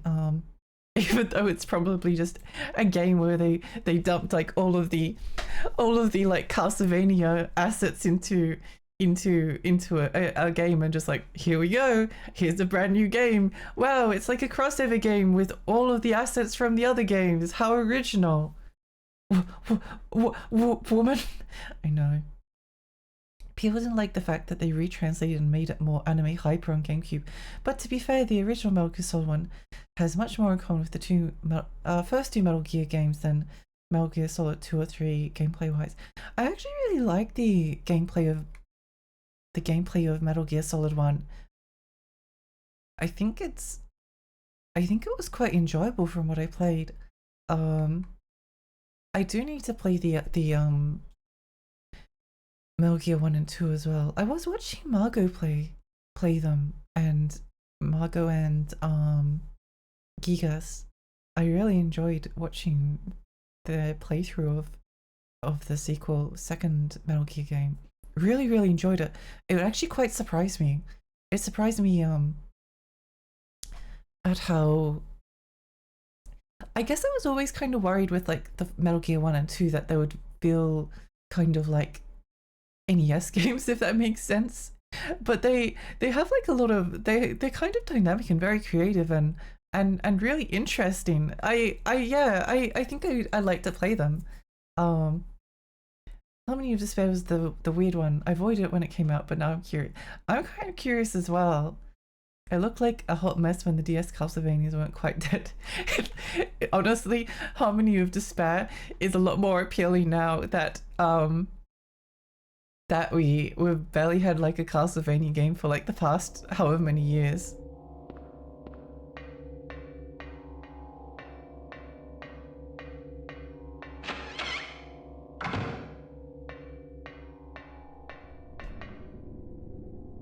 Birdcage, it's empty. Well, if the birdcage is empty, we should probably still remember it. I know this is really obvious, but I love the way that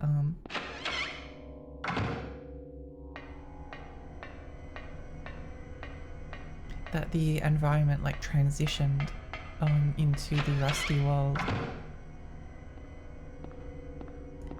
I actually think that, so I do really enjoy such Sonic Hill Shadow Memories. I think especially when I was like going through it after I finished it, and I was like reading up on all of the lore and all of the fan theories, and it's really interesting when you like start to get into it, you know.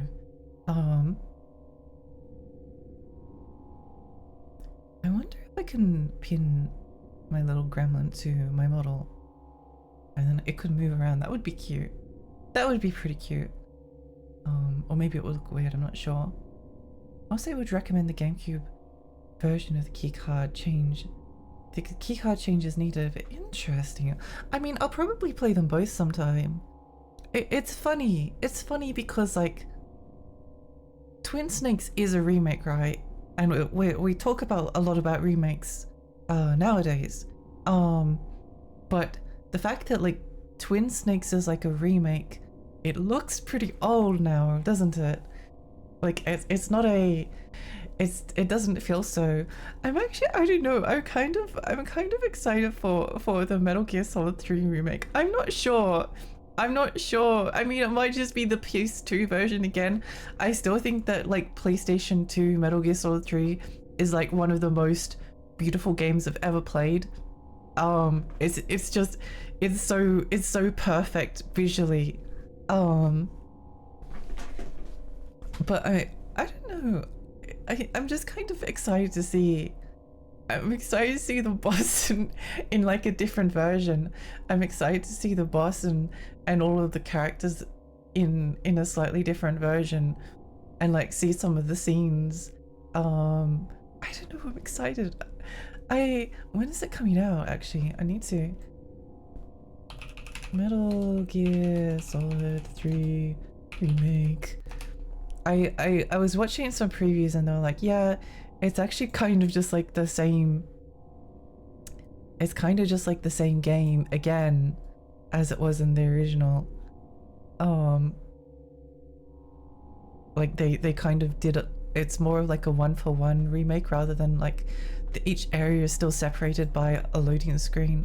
But I don't think I care. I don't know. I just want to see the women, and I just want to see the remake versions of the women.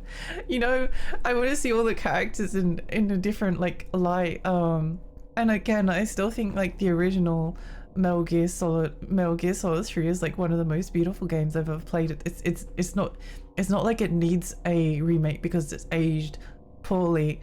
I'm just like, my brain wants to see women, you know. Yeah. There's a bit too much sound in this game for it to be called Silent Hill. Alice, you're so right. You're so right. There's not much music, so it's fine. Probably. There's an improbable amount of rust in this basement. Yeah, it seems highly unrealistic. I think my sense of immersion has just been lost. And it's horrible. Disgusting. Disgusting. I still have my copy of Metal Gear Solid 3 behind me. I got it behind me. I purchased it from EB Games. It has a still has the pre-owned sticker on it. I don't think it came with the proper manual. Oh, listen to this. Can you hear the crinkly PS2 manual ASMR? Is it coming through on the microphone? Crinkles. Yeah, it's so crinkly. What's it? Oh, her name is Eva. Eva. I want to see Eva in HD. I'm sorry. I'm kind of curious to see what they do with Volgan as well. Oh, it's kind of. I actually only ever played like the original version of Metal Gear Solid 3. I never played Metal Gear Solid 3 Subsistence. I think that was what it was called, or Substance. I think they used like a similar title for like the definitive versions of both like 2 and 3. I can't quite remember what it was though. Something like that. I've got Subsistence and even a spare copy. Ooh, let's go. Can't remember if I have a spare of regular or Subsistence. I see. They're such good games. They're very, very good. Wait, let me. Sorry, I need to go and check the the Metal Gear Solid page. Let me see. Oh, very nice, very nice. Oh, she's so pretty. Oh my gosh. Wow. Yeah, they made her. I must admit, there's a shot of Snake firing his gun in first person. When I look at it, it kind of reminds me of like Stalker. It kind of reminds me of like Stalker or like any other military game.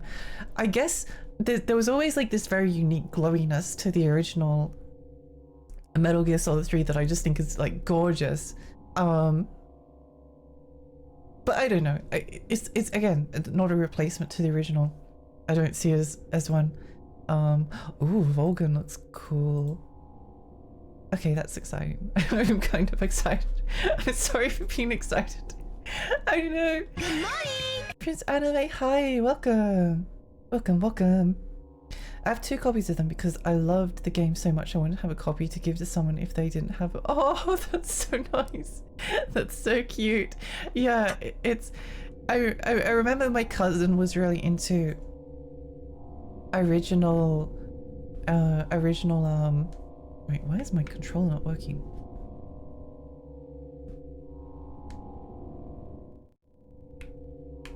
Why is it?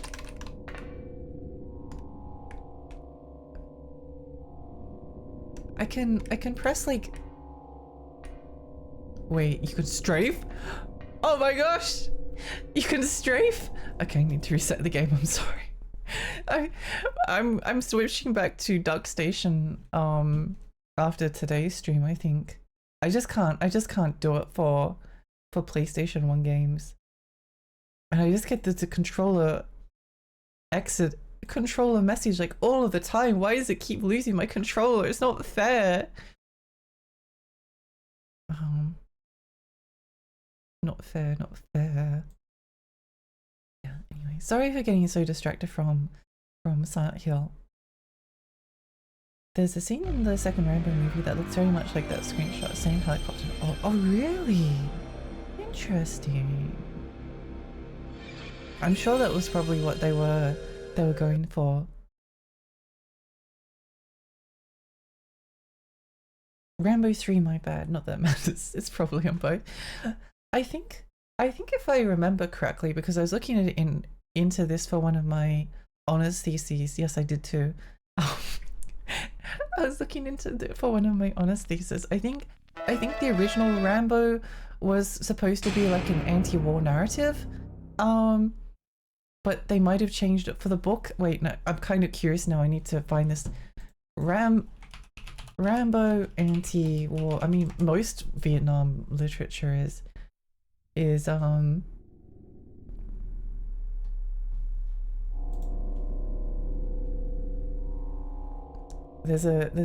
article in Medium how Rambo went from an anti-war book to this current movie mess.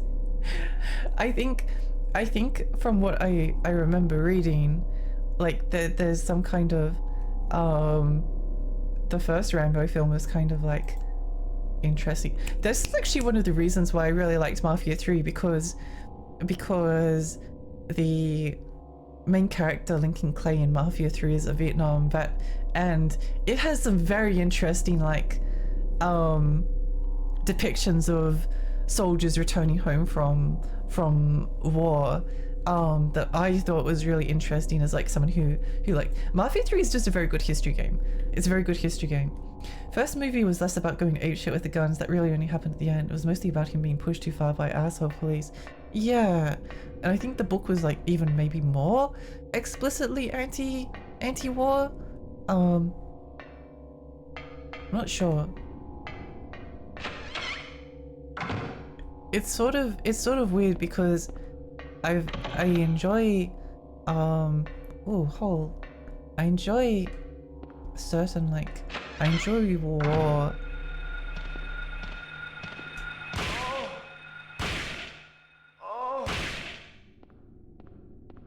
Okay, I need to collect 2 shots.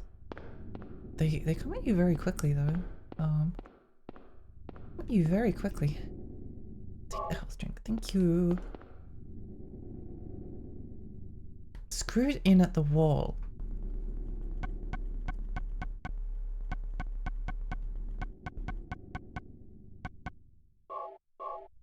I thought maybe using the knife would work. It did not. That's fine. I think in the book he dies. It probably would make sense. It would make sense.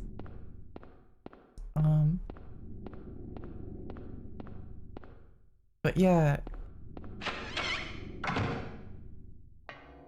There's maybe it's a little bit unfortunate because I enjoy modern wars as a concept. No, not as a concept. What am I talking about? I enjoy it as like a field of study, but like I'm very specific about it in the sense that I only like I'm only really interested in things from like an anti-war perspective. And I'm only really interested in like the kind of like more human side of the war and like the way that it traumatized people. I think that's very interesting.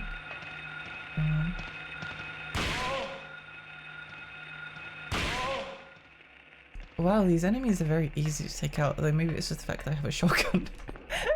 Maybe it's the fact that I have a shotgun.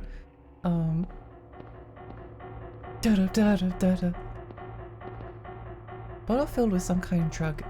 Why not? Why not take the bottle drug? Sounds fun.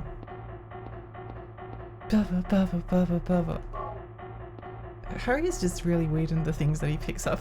He just picks up. It's like, some drugs. Probably better leave it alone. Oh my gosh, a blood bag? Yeah, that's mine. Yoink. I understand. I hate real violence and always a lot to unwrap from any war scenario. Yeah, I think as well, like, I mean, the people in Australia would know Anzac got like a push from Anzac Day, which is like the time in which people remember soldiers who died overseas in war. That day had almost died during like the 80s, and it got like a revival in like the mid 90s and like 2000s, like big time in the 2000s, it came back in like a very like strong kind of like Australian nationalism kind of way. I kind of like the kind of goes hard.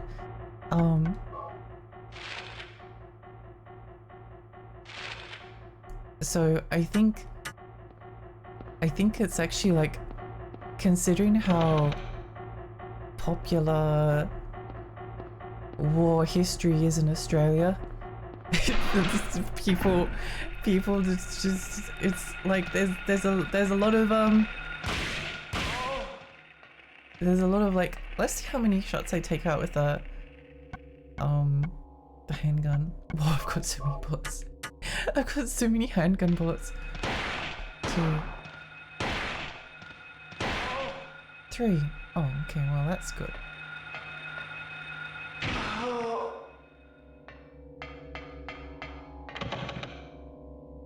But yeah, that's where my interest in it lies. I wrote an honours thesis that was on the ways in which World War I newspapers were used to push both pro-war and anti-war narratives based on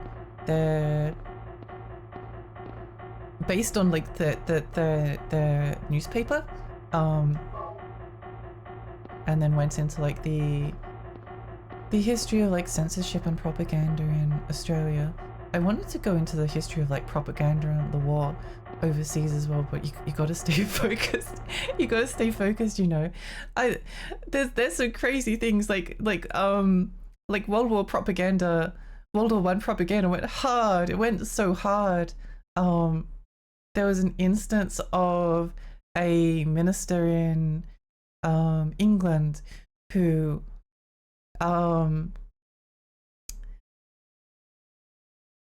heard a piece of propaganda in which like German soldiers were massacring Belgian babies and doing things to women, and he was like to his congregation, oh, you need to, all the men in this congregation need to go and fight because this is what God would want us to do, etc. I can't remember what the sermon was. I don't think I went into detail, but basically he spent the sermon encouraging people to go and sign up for the war. And then several months later, he found out, oh wait, this thing that I heard that I gave a sermon on didn't happen. And then he went back to the congregation, but I think at like this point he had left, and like a bunch of other people had left, but there was already people that had signed up. So basically the damage that he did was already done. And yeah, it's interesting. No one like, hell yeah, war, I love war. Is this a song where the stairs sounds get glitched? I think it's a song, kind of.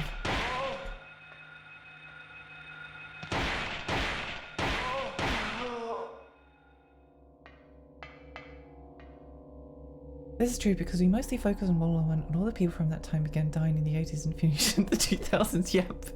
Yeah. The emphasis in the 80s was much more on the people that were there won't be around to march in the parade much longer. Yeah. There's a lot of interesting like stuff. I don't know.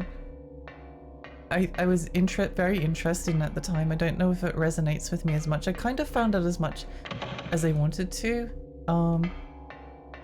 I think it's a lot more interesting if you're like extremely critical of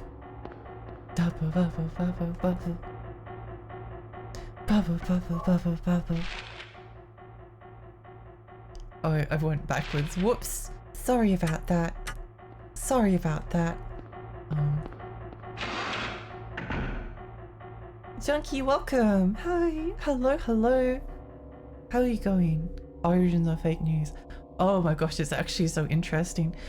I did another essay once on the way in which Australia reported on the Russian Revolution. I actually think that this could have been like a really good thesis. And I went through basically like the history of reporting. I should have probably like chosen like a specific newspaper, but I just did like whatever newspapers I could come up with.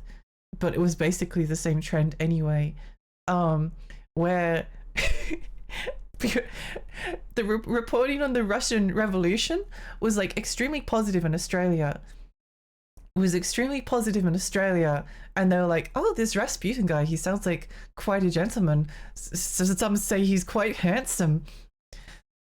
Women swooning in the street at the name of Rasputin, you know. And then Russia withdrew from World War One. And then Australian newspapers like, Russia is stupid. Russia is an evil country. Oh my gosh, the Russian Revolution has destroyed the entire continent. Millions of people are dying. They never reported on anything. It's just this like massive heel turn all at once after news of the Russian withdrawal from World War One happened. It's so funny to read. Charmed. Which door have I not been in? This is one of the last ones. My favorite game. Namco, hi, welcome. It's really good. This is my first time playing it. I'm really enjoying it.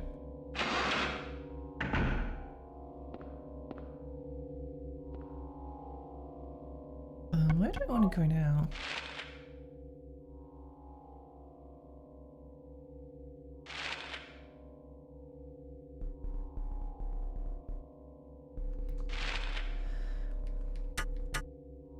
Well, let's have a look in the elevator. Has anyone said hello, nurse yet? I don't think so. You could be the very first. You could be the very first. From what I know about World War One, it was seen as a way to prove ourselves as a nation because only federated in 1901. It was our first war, basically excluding the Boer War. Yeah, that's the short version of it. That's the short version of it. People were very enthusiastic about World War One. It was very enthusiastic about World War One. Yeah. I'm trying to think if that's actually correct. I think that's like the short version, but the long version is like slightly more complex. And also there was a very like strong anti-war movement in Australia before World War One. There was a very strong anti-war movement in Australia before World War One, and then World War One happened. Then they were like, "Oh my gosh, time to go overseas and get to see the pyramids. Get to go see the pyramids." Some of the letters are so sad. They're like, there's all of these like soldiers writing it back about their experiences like training in Egypt, and they're like, oh gosh. Also, some of the Australian soldiers were so, to put it bluntly, naughty. They were very badly behaved overseas, not just in like the sense that they were having like lots and lots of sex and like spreading lots and lots of sexually transmitted disease, and then coming back and spreading those sexually transmitted diseases to people back in Australia after they returned. But they're also like incredibly racist as well. It was really bad. But there's like these really sad letters that like a lot of people that are like almost barely literate are writing back to Australia, and they're like, oh, we went and saw a fruit cart in Egypt and we saw the pyramids, and there was this church and it was called a mosque, and all the fashion is so different, it's so exciting over here. And then and then you're like, oh, this person probably didn't make it back. And then there are other things. Oh, I could info dump, and maybe I don't know whether I want to info dump about this. There's just there's some deranged like letters published in Australian newspapers. I was looking specifically at like the way that soldier letters were published in order to like feed into the pro-war or anti-war narrative. So the like sorry for going into this. The short version of my thesis was that it was pro-war papers only published soldier letters that were pro-war and anti-war. Newspapers in Australia only published soldier letters that were anti-war, and particularly like when it came to like an issue of conscription, all of the like pro-war papers were publishing these soldier letters that were like, oh, we're so struggling over here, and there's all these lazy people back in Australia that aren't joining the war, and we're suffering and dying, and it's all because there's no conscription, and because people aren't signing up, and we've got no reinforcements. Which you can empathize with how they're feeling, but again, the letters are being like published for a very particular narrative, which was the conscription debate in Australia. How much is like, I feel like when I was going to school, like no one talked about the conscription debate in World War One in Australia. I don't know if anyone other Australians can comment on this. And then I went to university and they mentioned, I was like, what? This is huge. The conscription debate in Australia like tore the country apart. But I never heard it mentioned. I never heard it mentioned before. I think there's a good reason why modern history education doesn't want to talk about like the conscription debate. Sorry for talking about. I'm skipping details like masculinity shaming for people who didn't go to war. Yeah. That's the short version. The white feathers and a bunch of stuff. I think people were basically thinking, wow, we're equal to the British now. And then we were basically kind of fodder for stuff that they didn't want to do themselves. Yep. Yeah. There was like some of the letters that some of the pro-war papers were actually like deranged. Like there was this, and there's more stuff to it. Like soldiers that go over to war, I'm really hesitant about it because some people are very passionate about this, and I don't want to like start a debate and upset people. But like when a soldier in war kills the enemy, they've killed them, they've murdered them, they've taken their life. And the way that's always sanitized is that like, oh, but they're doing it for the greater good. No, it messed people up. It messed people up in like an insane degree. But then there were like other people that like, there was this letter, and he was talking about all of these like soldiers, and he had like this like pile of bodies, and the only way that I can describe it is that it was like a puppy dog. It was like a puppy. This is a very like young Australian, probably teenager. It was like a puppy dog standing over like a pile of corpses, like wanting congratulations from like the general for all of the people that he'd killed. It was so, there's so much deserving like material out there. Never heard it mentioned. Yeah, conscription was huge. It was huge. It literally, like on the home front, it was tearing the country apart. I know it was a big deal in the 60s. I know on Independent, the election on the weekend was running a pro-conscription platform for some batshit insane reason, but that's it. What the heck? Yeah, obviously, yeah, conscription, they managed to like, the thing was, in World War One, the government was like, we want to pass conscription, and we can just like make it like a law. We can just put it into a law, but we're going to put it to I think it was a referendum. We're going to have a referendum on conscription, whether it should be allowed or not. Which was their mistake, because like the country voted against conscription. the sentiment was like a lot more negative than maybe people thought it was, especially like after like the first year when like people were realizing, oh no, this war is just going on and on and on. And like the bodies, the death count started coming back, and the soldiers started returning home with like shell shock. Yeah, it's I wonder if soldiers consent to the letters getting published. Some of them, yes.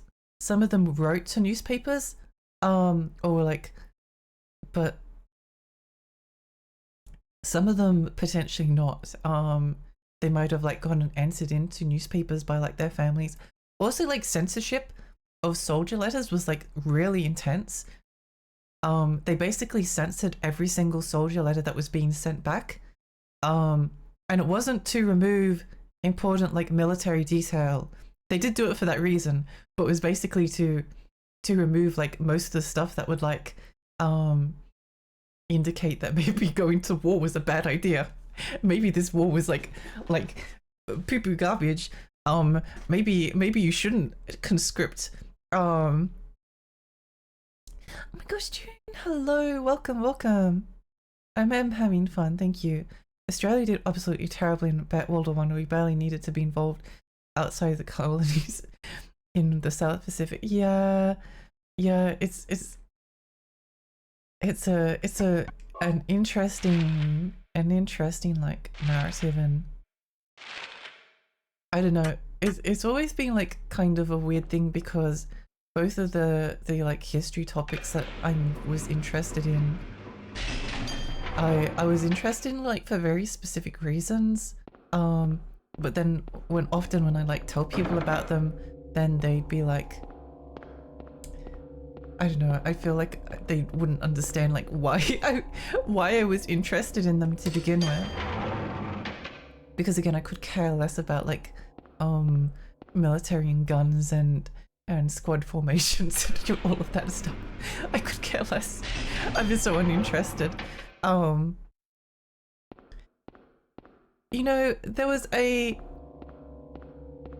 game, Amnesia the Bunker, that came out last year. I did play it on stream. I streamed it. That was a pretty good World War I game. Mostly, I think.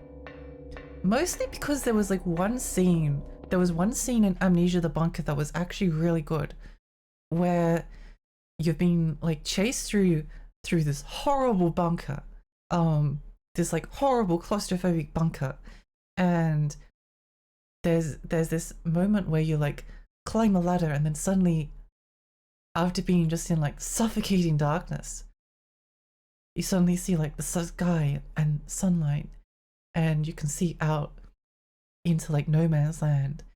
I'm literally not sure what the place is called, but it is like a bunker, and it's like a bunker above the ground, and you can like fire through like the little slit. But then you realize like, wait, even if they do escape from this, even if you escape from like this horrible situation, you're still surrounded by like death and decay that is almost worse than what you're going through down in like the bunker. Like, it's bad below, but it's bad above. Like, there's no hope.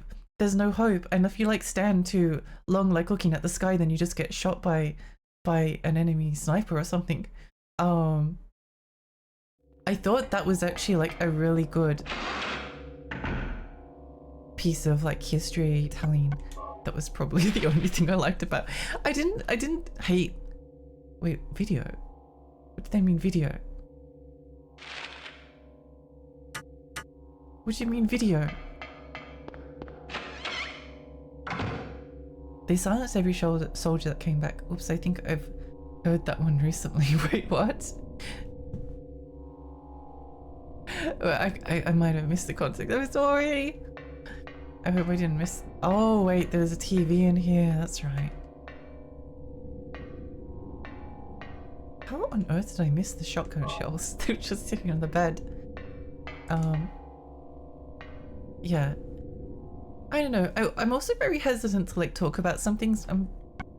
It was a long time ago since I, well, I don't know. It feels like a long time ago since I did that thesis.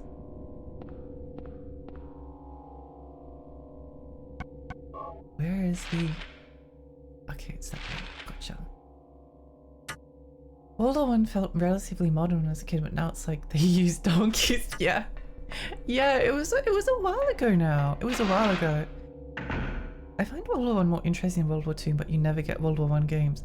We got Battlefield 1, which was actually quite good. I only played through like the prologue and like one of the early missions, but I cried at the end of it. Because of how much stuff I'd been reading about World War One.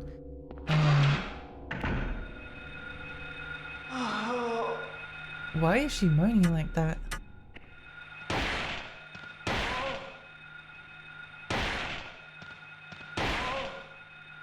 Stop making those sounds, you're being shot. Maybe she likes it.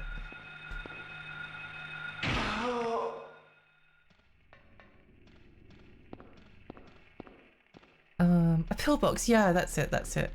See, that's the thing with like World War One history and or war history and me. Like I only kind of care about like the social history side of things and the cultural history side of things. I don't actually care about the military at all.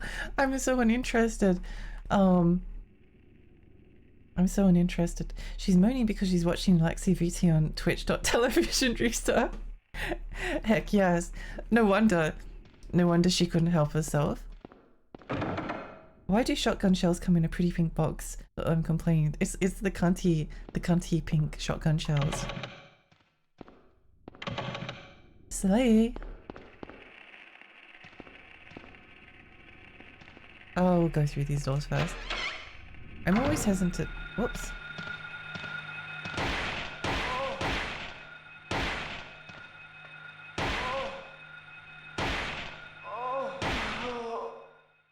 Stop it.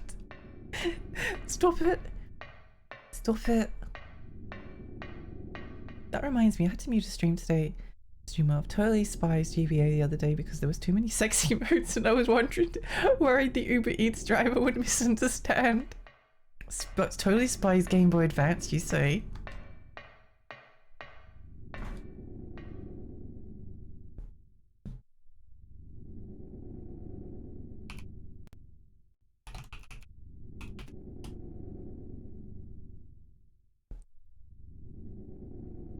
Shotgun does have the most cunty energy. It's true. There is a light, I take it. Yeah.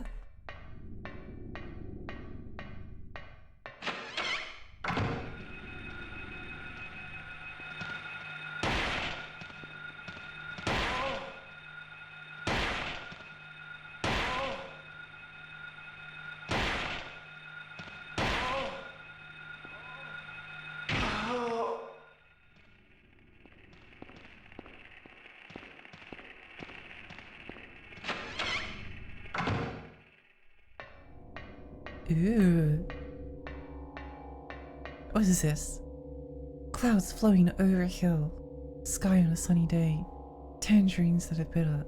Lucky four-leaf clover. Violets in the garden. Dandelions along a path. Unavoidable sleeping time. Liquid flowing from a slashed wrist. I'm going to write this down.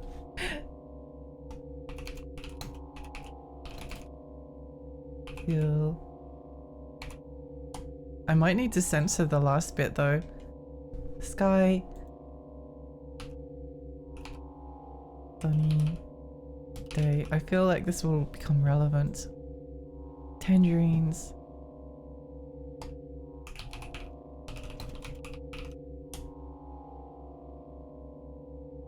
Four-leaf clover. Lucky.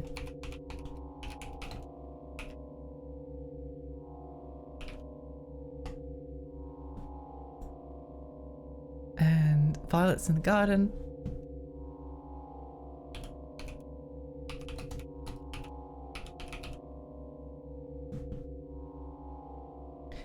Oh my gosh, this is so long. Dandelions path.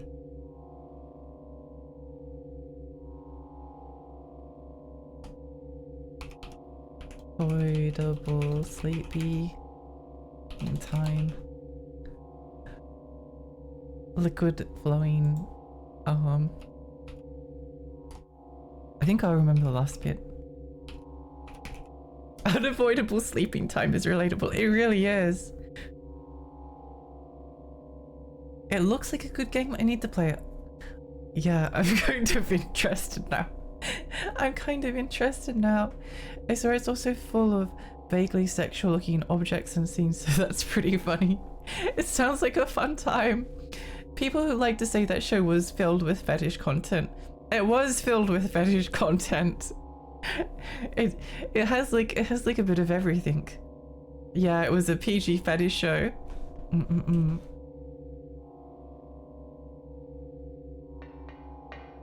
What's this? 4 square indentations on the door.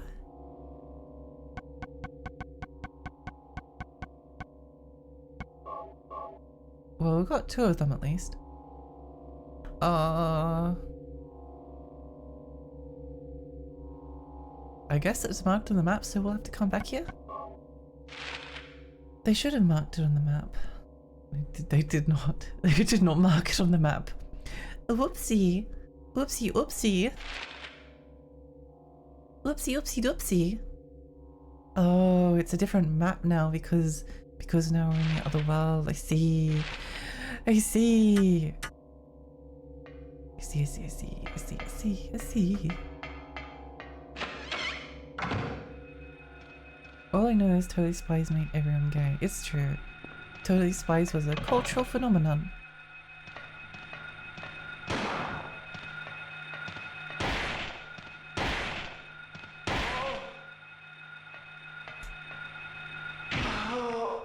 Stop it!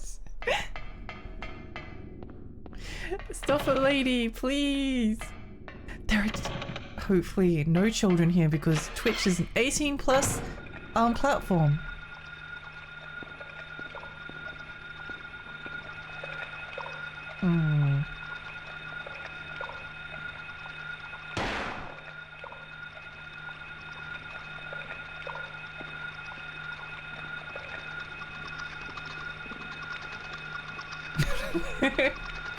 Watching Harry. I'm gonna shoot. I'm gonna shoot. You can't stop me. The tracking is insane. This is what happens. This is like the best advertisement ever for AIM Labs. This could be your aim if you download AIM Labs and imagine going playing Valorant. You'd be like, Shugo made me gay. Toad's advice didn't help.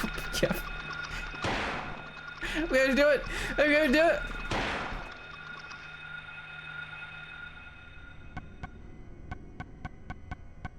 I wonder if shotgun would help.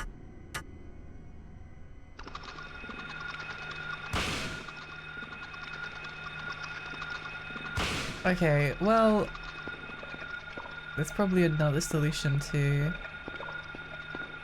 this solution, but I mean, we can touch the tentacle monster for a treat, right?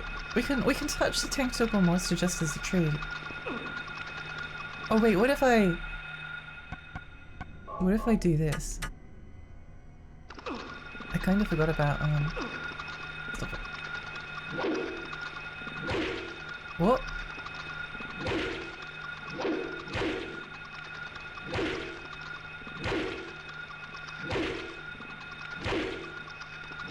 I mean, it's definitely hitting, right?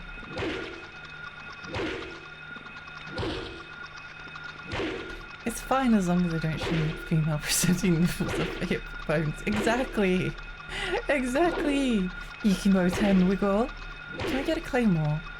What does not hitting sound like? Good question. Sheppy, hi! Thank you so much for the follow. Like that. Yeah, so it's definitely hitting, but I don't think... I'm going to guess that its body is like somewhere else.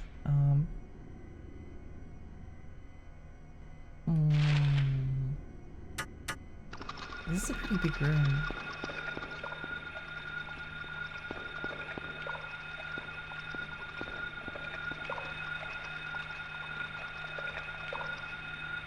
I swear there was like some other things. Oh wait, what if we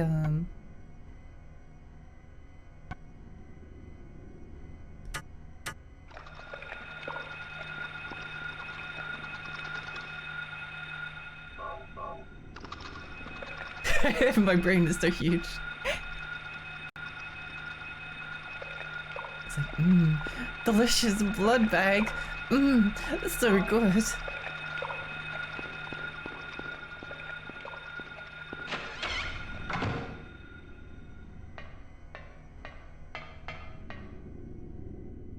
Nothing more than that. What do you mean, nothing more than that? I don't believe it.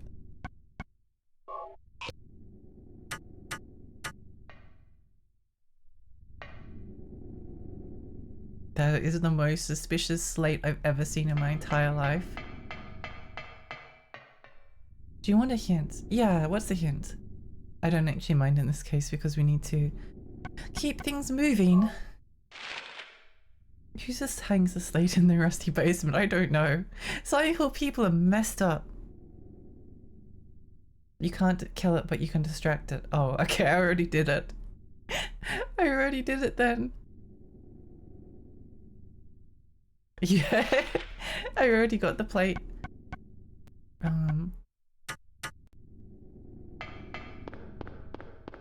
Well, you already blood packed. I did. I did.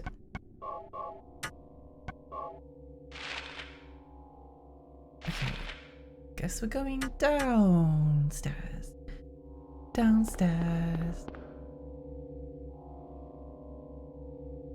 The nurses are actually a lot easier to take care of than the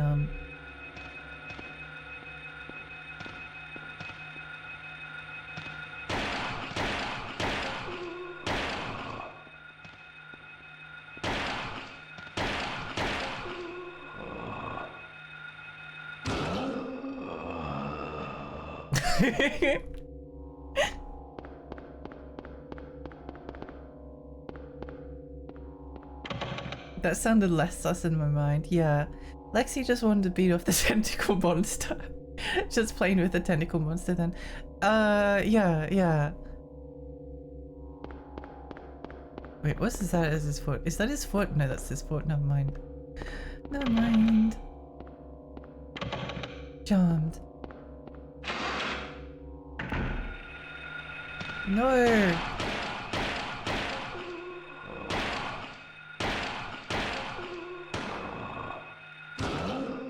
Zombie.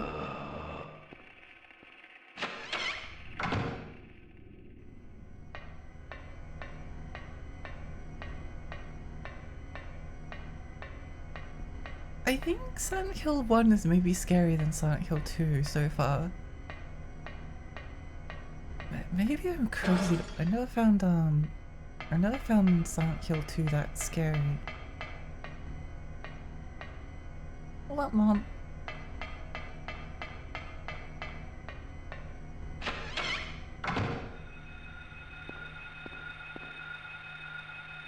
What, Mom? A medicine room.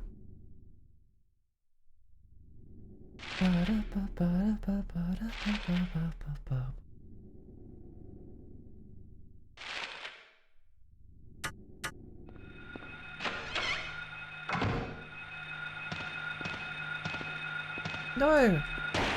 Oh. That's not good.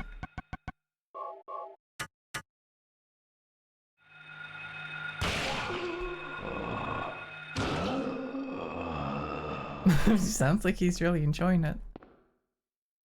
He just really loves being stepped on. It's locked. A sound is heard from beyond the door. What do you mean?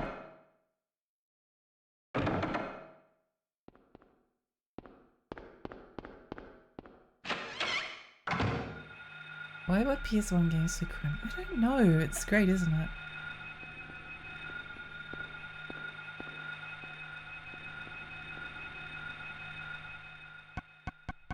It's truly wonderful. Dithering mostly. I think the criminess makes it more scary. I think so too.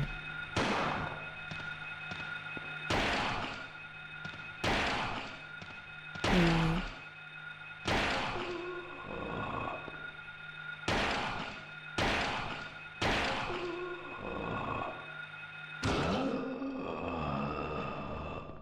I'm not sure whether the sexy nurses from Silent Hill 2 or the nurses from Silent Hill 1 are more scary.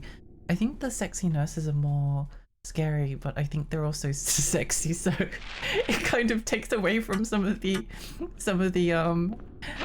horror. At least they're sexy with a purpose. Nothing helpful. Handgun bullets, yippee! Yippee, yippee! I just don't get why a hospital would be so rusty. Did they store salt water in their basement? Something terrible must have happened. The cleaning protocol is just not up to standards. We'll have to say Silent Hill 1 in the PlayStation Plus Classics catalog or something. Yes, me too. I actually really like the... I do like the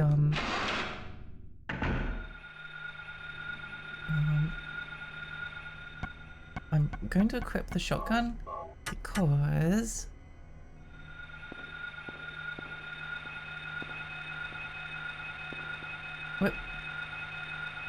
what do you mean that's not some... Oh, I messed up anyway.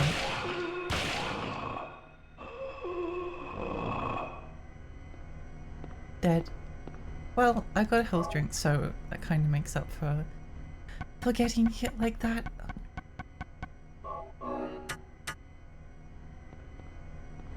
Oh, what's in there?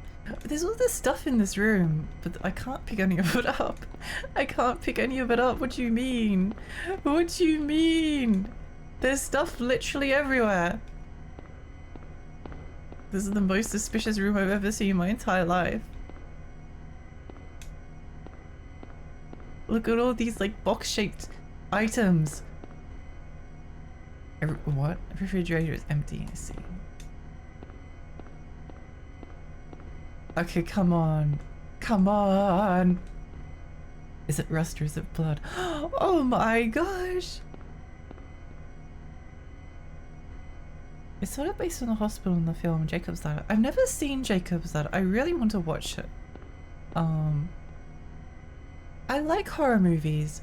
I realized the other day that I don't have a favorite horror movie because all of the horror movies I've seen have been kind of bad. The best horror movie I ever watched was, and this isn't very high praise, I think this is it. The Autopsy of Jane Doe. That's the only film, that's the only like horror film that I actually like can say that I enjoyed. Have you seen Hereditary? Nope. No, I've barely seen. I watched a bunch of movies like, I don't know, 2017, 2018, can't quite remember, with some friends, but she didn't want to like watch any films that she'd already seen, so she's seen like most of the good ones, so we've just stuck watching garbage. There was so many bad movies. Oh my gosh. So they added Dino Crisis recently, so it gives me hope that I'm more... Yes, I hope so. Kombucha? I hope so. Is that not a green box in the sink? It might be, I don't know. Have you seen Hereditary? Hereditary is really good. Annihilation is good too. So many horror movies are noticeably budgeted or campy. Yeah. I just like watching horror movies with other people. I don't like to watch them by myself because like I'm pretty good at like not getting scared, but if I do get scared and I watch it by myself, then it's like there's no one to be like, you don't get like any, I don't have anyone to be like, oh, there, Lexi, it's so fine.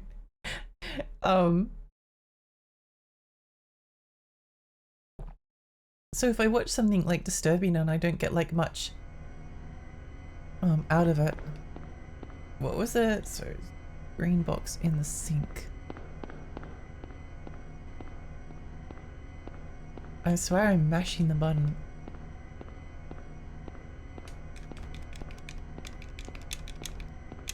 Yeah, there's nothing. Nothing. Goofy horror movies are the best. I don't think the ones. Oh, I guess the ones I watched were kind of funny. I guess they were kind of funny. I don't know. They didn't really. I'm very picky with horror. I'm very picky with horror.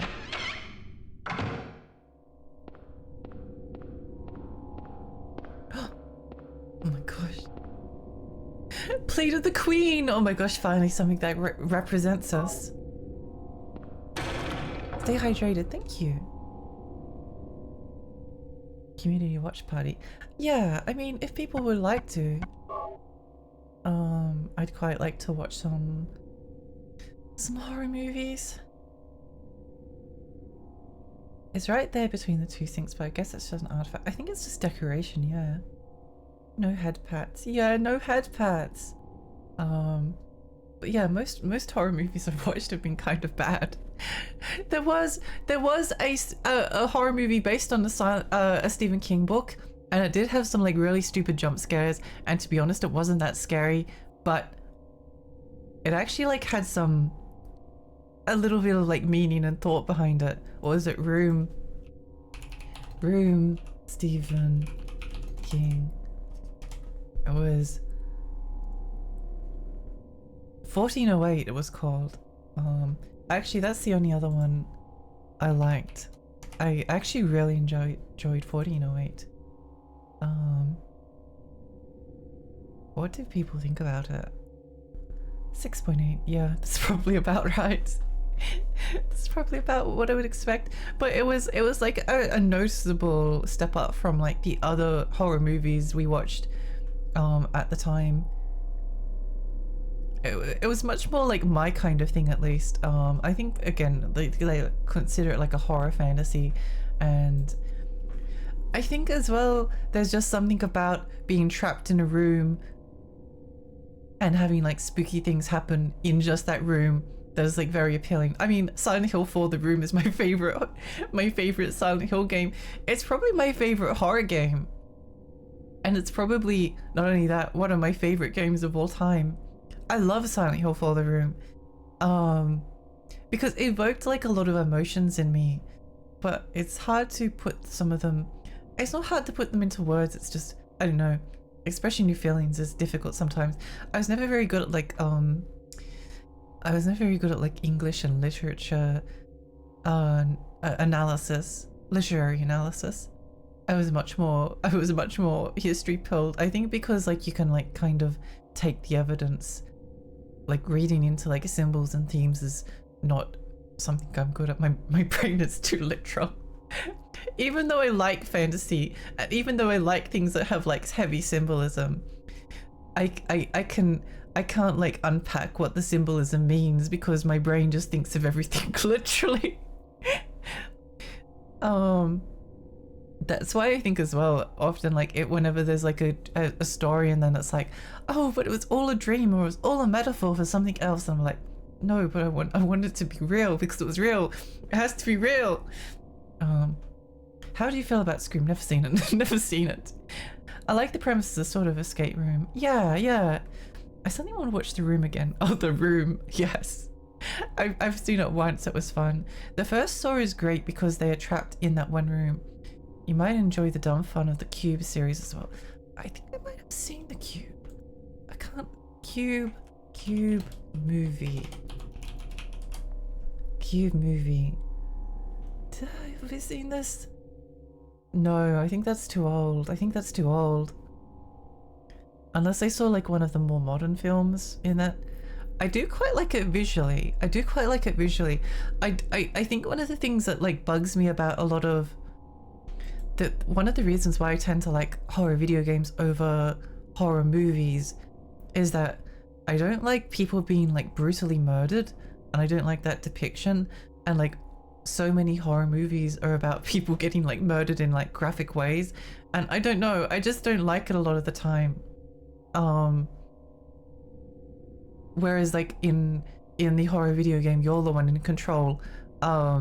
And usually if someone dies, then it's like your annoying sidekick and you're like, oh no, I've been bitten by a snake, please save me and give me an answer. It's like, I don't know.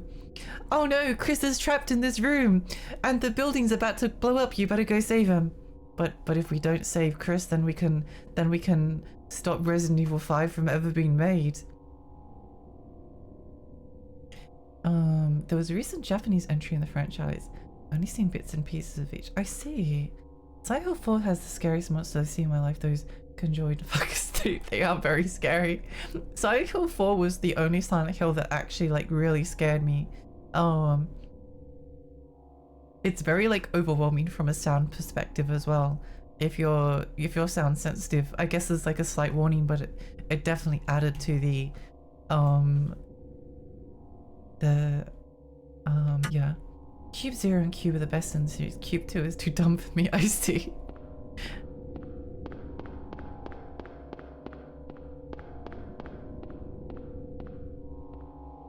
Does stopping Resident Evil 5 prevent Resident Evil 6 by logic? Probably. I've never finished Resident Evil 5, so...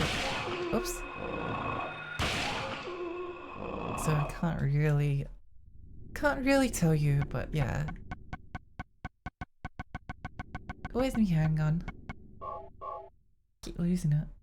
The only game that actually managed to scare me was Silent Hill 4 and Fatal Frame 3. Funnily enough, Fatal Frame 3 is the one that I want to play the most. I've played Fatal Frame 1 and I've played Fatal Frame... okay, I finished Fatal Frame 1, I did it on stream. I also finished Fatal Frame 5, which I didn't do on stream, but it was okay because it wasn't that scary anyway. So I don't think it mattered. I actually really liked the Fatal Frame. I liked Fatal Frame 5 because I liked this concept of like I like this concept of like compulsion, where there was like this rumor that like if you saw the sun setting over the mountain and you looked up, then you were like compelled to walk up the mountain as the sun was setting, which is like the mountain of ghosts. I saw a review and like Fatal Frame 5 is like being torn apart by people for reviews, and I must admit I didn't really understand enough about the narrative, but I thought it was a good time. I don't know, I really enjoyed it. I think I liked Fatal Frame 5 more than Fatal Frame 1. I did really think Fatal Frame 1 was quite beautiful though, and I also played probably about half of Fatal Frame 4. Didn't really find it overly scary. Didn't find it like as gripping as the other ones. I think it was the setting. I didn't think I liked the setting as much, but it was still quite good, and I'm glad we finally got a like an English release. Thank goodness. It was really sad having all of the Fatal Frame games and then not having one of them, or project series you might call it. You're not missing out, I see. Yeah, Fatal Frame 3 is the one that I'm the most interested in because it has like that home environment, and I really like those kind of like home environments, you know. Let's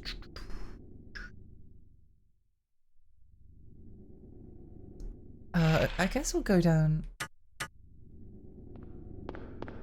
I guess we'll go down the basement. I think it's this one.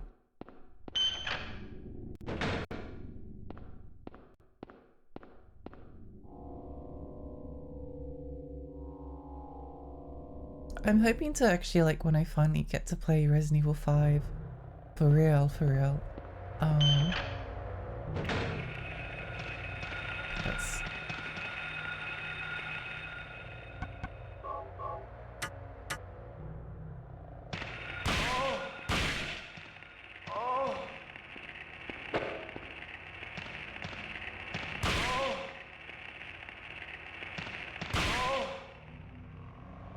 There we go. How many shotgun shells? We're kind of running low.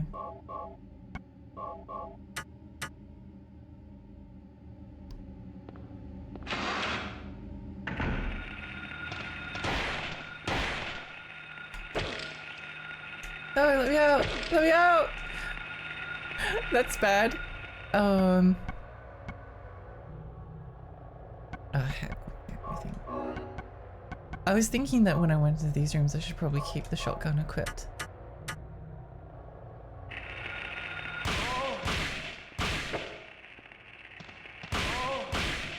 There we go. I think she's dead.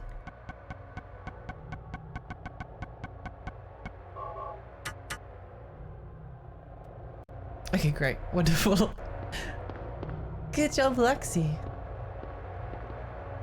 Body is laid out on the bed. Don't feel like checking this out. Honestly, fair. An ampule! Yay! Honestly, I think I'd prefer shotgun shells at this point. Health drink!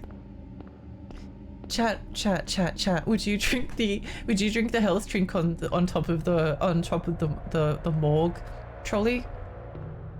If there was like a bottle of, if you were in a spooky hospital and you went into the morgue and then on top of one of the beds with like these rotting corpses, there was a can of Red Bull, and like Red Bull is your favorite drink, or it's whatever your favorite drink is, would you drink it?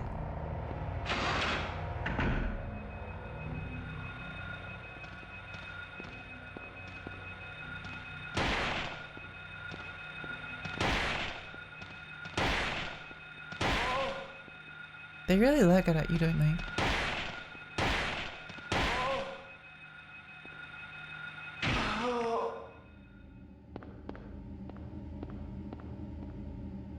Hell yeah, let's go! Oh, okay. That doesn't respawn the enemies. It did respawn the enemies.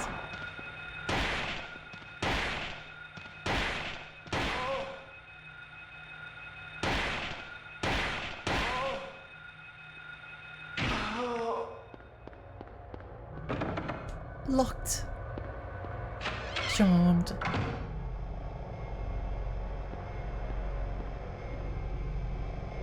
Bing bong. Oh my gosh!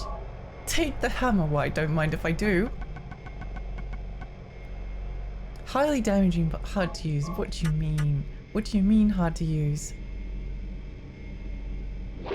Okay, it's a little bit slow, but that's fine. Generator is on. Generator is on. I feel like this basement might have been optional. Is it extremely cold or temperature warm? It's cold. It's like the environment is like really moist and humid, but then this Red Bull is just like ice cold, like the perfect temperature. I got an online friend who works in a morgue. Ooh, that's cool. Yes, I drink it. Let's go. Oh, boiler rooms. That's that way. Okay. Jammed. Jam locked. Jam locked. Lock jammed. Jammed locked. Jammed. Ding dong.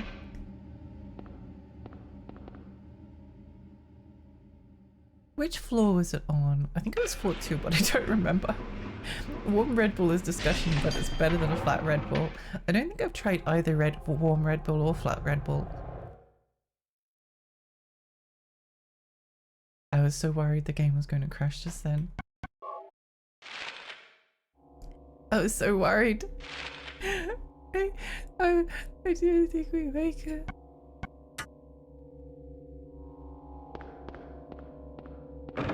Locked. Jammed. Locked. Jammed. Locked. Jammed. Jammed. Locked. Jammed.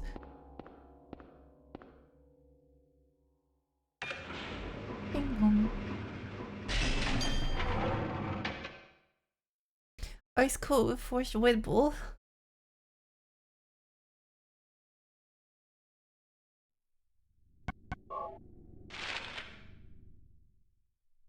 Bing bong, bing bong. Bing bing bing bong.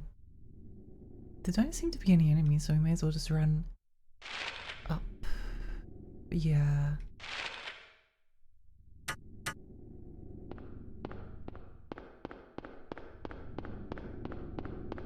I do always think that, like, I've asked this before. Do you think that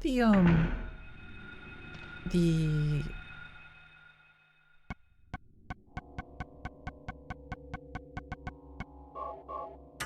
radar, the radio that alerts you to enemies is like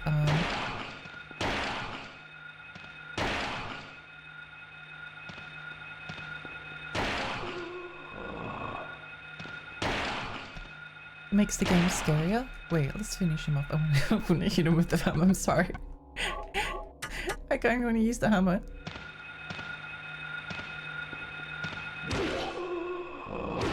He didn't seem to like that. He didn't like the hammer. He's like, "Owie, no! Don't hit me with the hammer!" I remember in Japan, the Red Bull tastes very different. Like a normal size can tastes waxy, but they also have half size cans that are really sweet. That's interesting. I wonder why.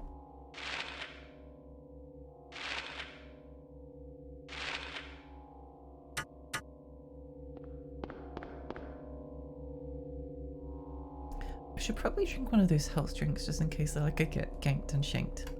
Ganked and shanked!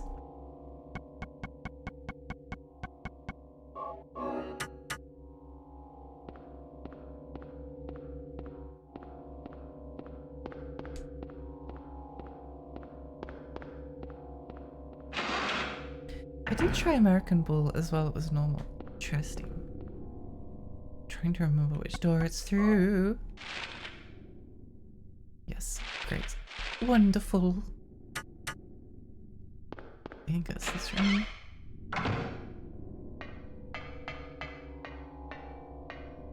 Okay, clouds floating over hills, sky on a sunny day, tangerines have a bit of lucky full of clover, violets in the garden, dandelions. Okay.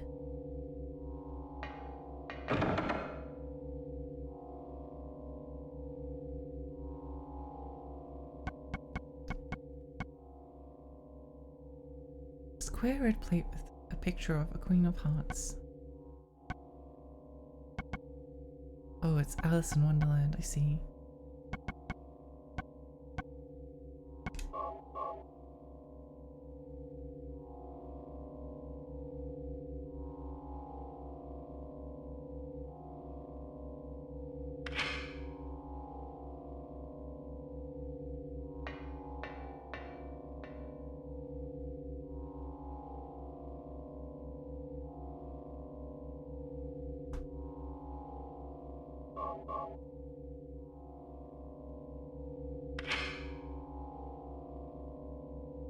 I mean, I think it makes sense for the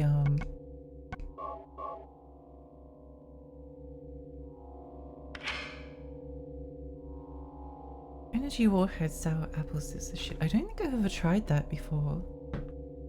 Oh yeah, I always wanted to, but I was always worried that they'd kill me, because like all of the advertisements were like kids eating them, and then they're like the mouths getting like sucked inside out, and I didn't want my mouth to get sucked inside out, so I never tried them.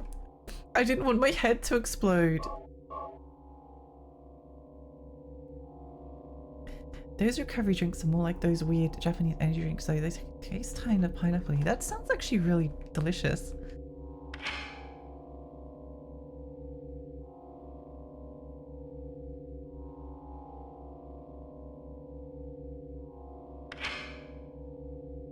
Oh heck, poop butts. Oh no, we need to figure out this puzzle, but we can't trial and error it. Never had a warhead. They were popular when I was a kid though. Yeah, I think they were still popular when I was a kid. But yeah, I never tried them for the reasons that I stated. I was so scared of them. I was so scared of them. Once my cousin tried and I was like, no, it's fine. It's fine. It's not, it's like, and then he was like, oh no, I'm dying. And then I didn't want to die, so I never tried it. Sorry. Sorry about that. Candy isn't that great, honestly, but the ghost drink is great. I see.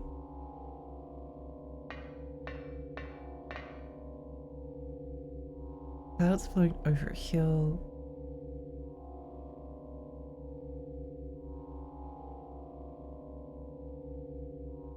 I put this here before. I put this here before. Let me try and find. Hill. Okay, okay. Let me see if I can figure this out. I'm assuming that this is the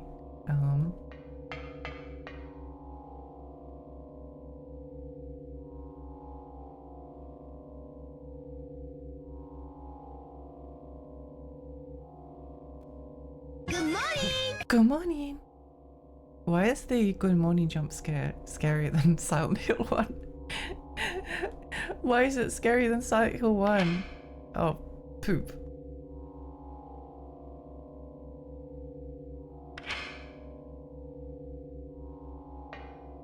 Clouds flowing over hill, sky sunny day, tangerines bitter,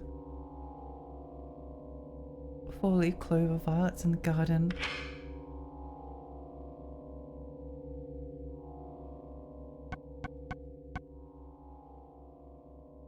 Clouds flowing over hill.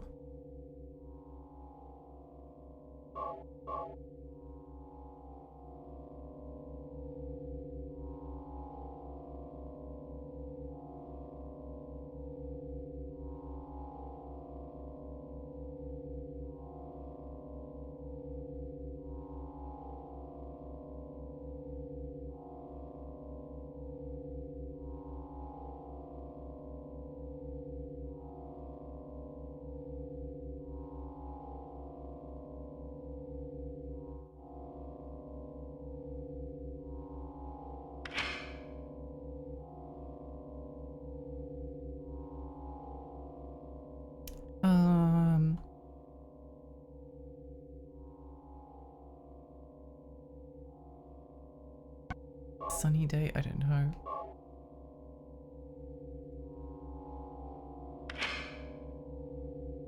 Tangerines, bitter, four-leaf clover. Oops.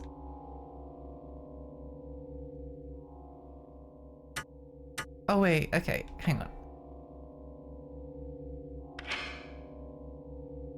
I have no idea if I'm doing it right. This is just my kind of stupid guess.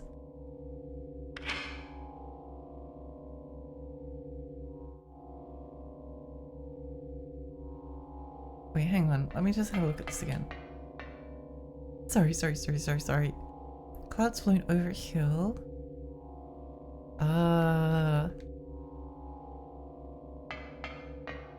Okay.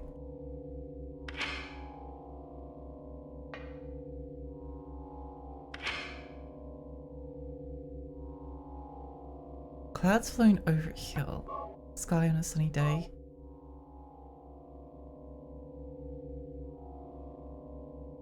Tangerines.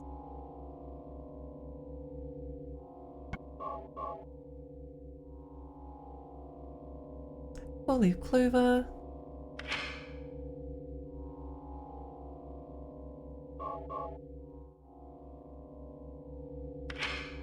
And then finally, blood.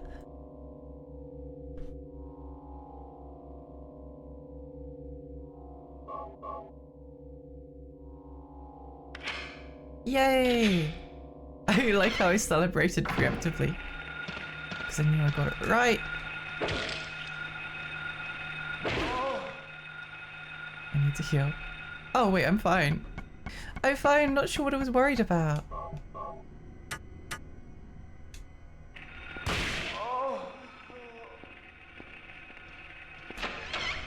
No, why did I go back out the door? I'm going to respawn her.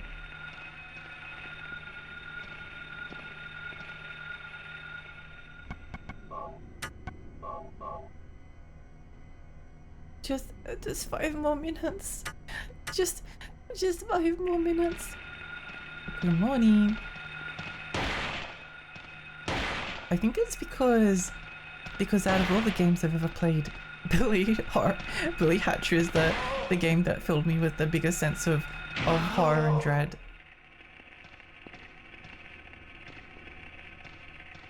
I think that's why I'm so scared of it. Where are you at?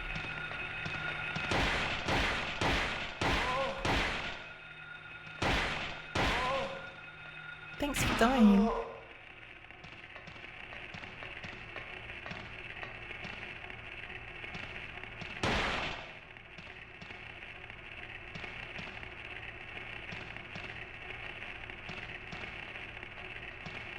can hear her.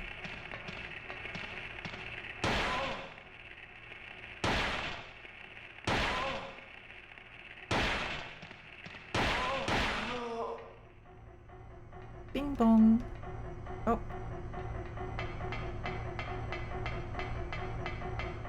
Wait, was there nothing in this room? Oh no, there is. Okay, great. Wonderful. Wonderful!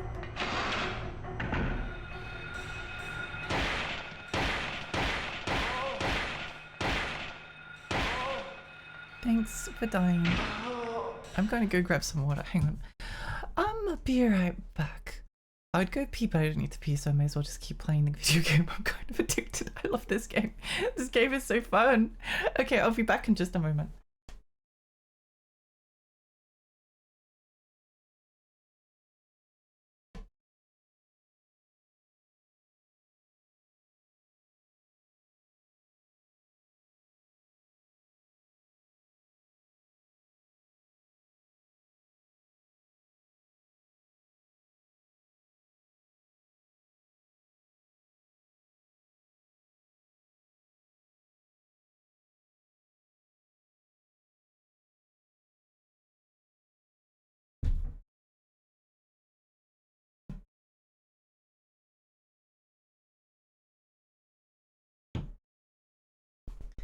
We're so back.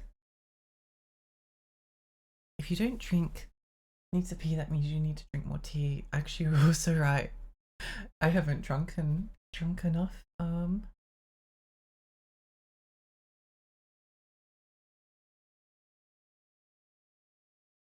Okay.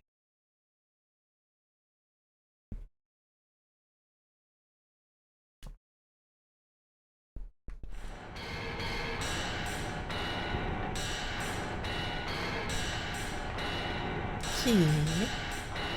Basement storeroom key. Cool, thanks, game. Who kind of likes this song? I like this song. I kind of love it.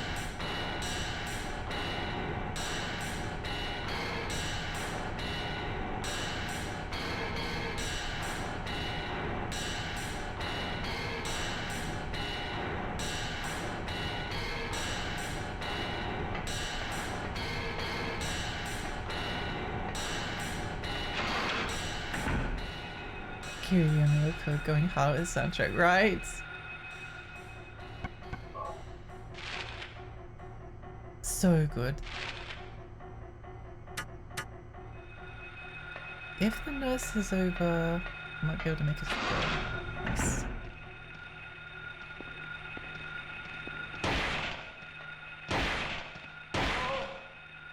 Oh, nice.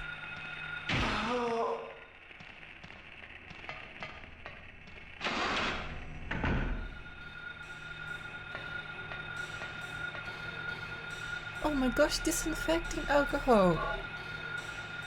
Do you think it's safe to drink?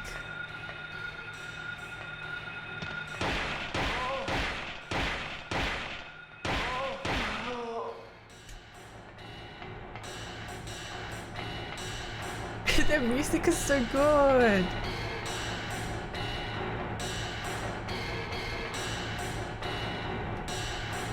Not to be confused with Kiryu Yamaoka and the Yakuza franchise. I can't remember who they were. I've played all. The problem is that I don't actually ever pay attention to people's names. So I never I don't know who. I can tell you what they're. Oh, Colosseum Fighter. Okay, that makes more sense why I don't remember them. A boss guy in the Colosseum. I see.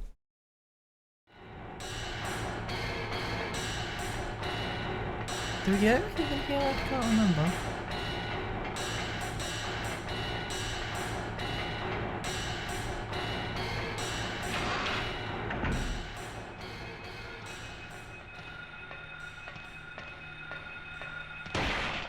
Out of the way, lady.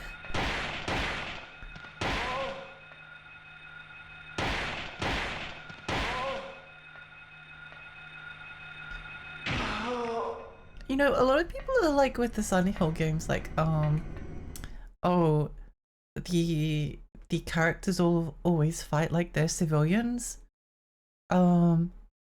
Like they don't really know what they're doing, like they swing stuff wildly. But again, like going based off what I've said before, it's really unusual to be just like pick up a gun and be like, yeah, I'm going to kill a bunch of things. There was like a lot of military training to like get them to actually like shoot at the enemy. It's a lot more difficult than you think.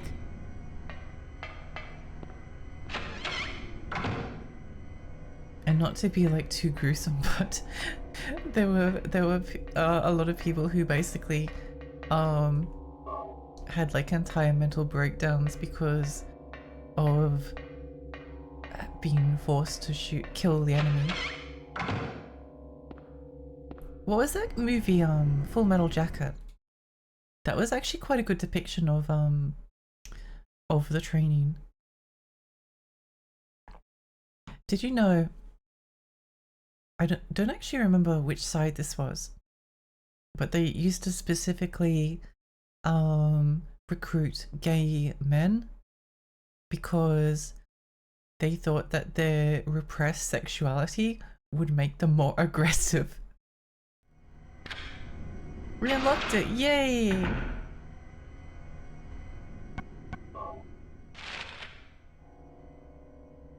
Which, if that sounds grim, yeah, it's pretty grim. It's pretty bad. Can we go just straight to the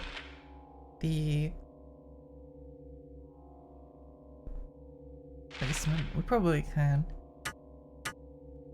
I'm surprised they didn't fall for the old, how can you kill a guy if you just want to fuck him mentality. Yeah, it's a... I always thought that one was one of the more messed up things, but honestly, they were... I think that's one of the things that people maybe like misunderstand the most, is that people are like, oh, it's like this relatively straightforward process from being a civilian to going through training to killing the enemy. But a lot of people don't want to kill other people, understandably.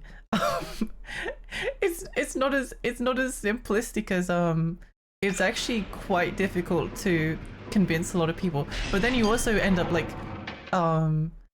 recruiting like a lot of sociopaths who love killing the enemy. They love it. It's like the best thing that's ever happened to them. And that's where you get war crimes.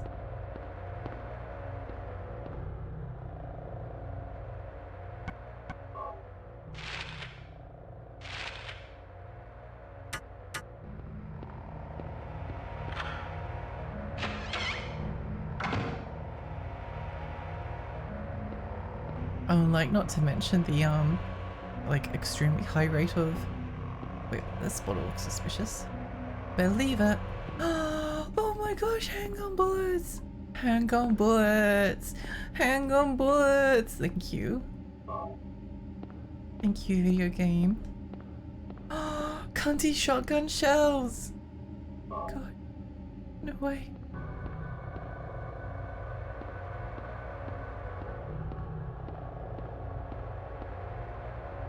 There has to be something more in this room. What did we miss?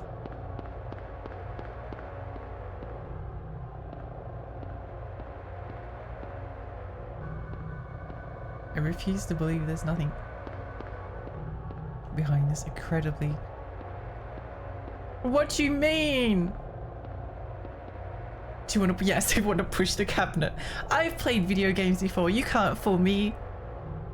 We do a little war crime. Yay, yay, yippee, yay.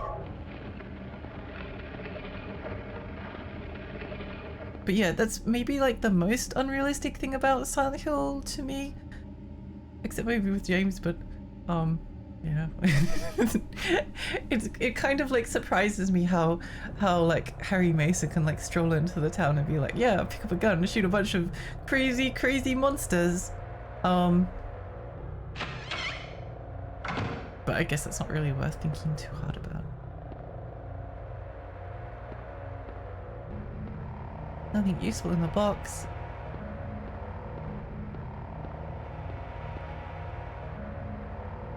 Looks like a hallway under the crate. Oh, let's use the lighter then.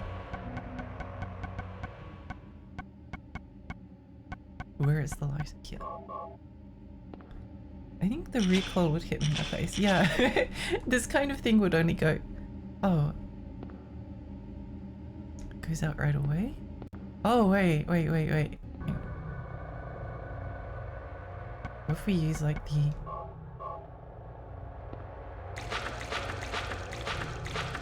It feels like some of these animations are playing too fast.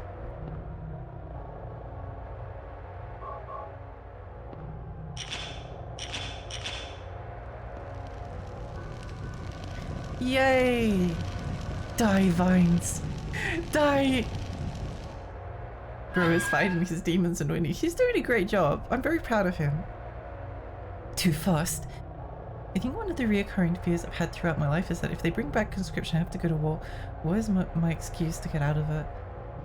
Good question. Conscientious objection is usually the best way, but then there's been various points at which conscientious objectors have got thrown into prison, and depending on like the propaganda regarding conscription, it can be seen as like really a big betrayal. Oh, there's often like usually like other things that like get you out of... I'm actually not sure about... I know they used to pay people that were like flat-footed. Like my grandfather tried to sign up for World War II. He wanted to be a pilot, and they were like, sorry, your feet are flat, you can't join. And then he went somewhere else and he tried to sign up, and then they were like, no, we already saw you. We already saw you. Sorry, we don't want you. Your feet are flat. I think honestly being autistic would work. Yeah, I agree with you. I agree. I think being autistic would probably get you out of it. Yeah. Even if you do get out of it, you get put in a munitions factory or something that's an obvious target. Yeah.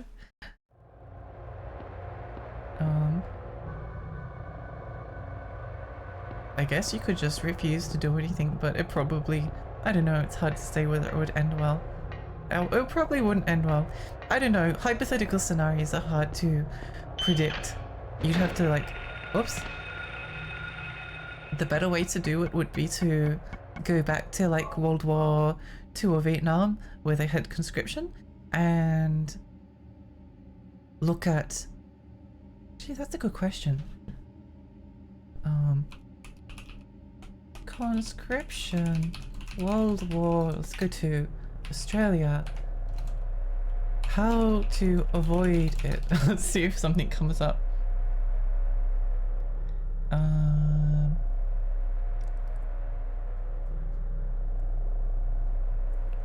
Let's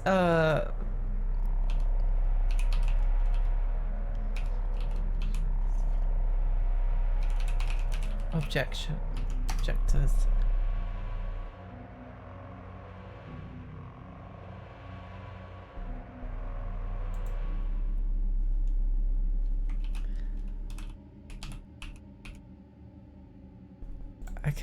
Okay.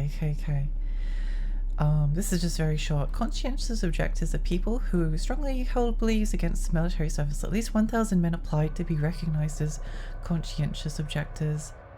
Had to fund their claim through the courts. Once their case came before the courts, their names could be published in the media. Some, like Timon Townsend, were jailed. Others whose claims were unsuccessful had to serve their national service time. Oh, poop. I know that if you like have certain health conditions, they didn't want you. They didn't want you. Yeah.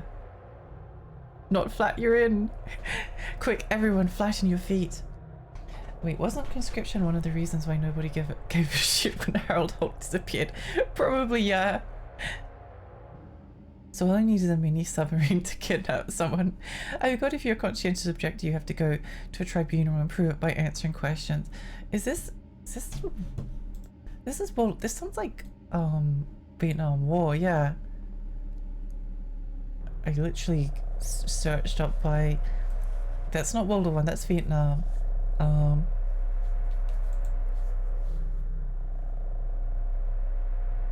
Sorry, I'm just interested.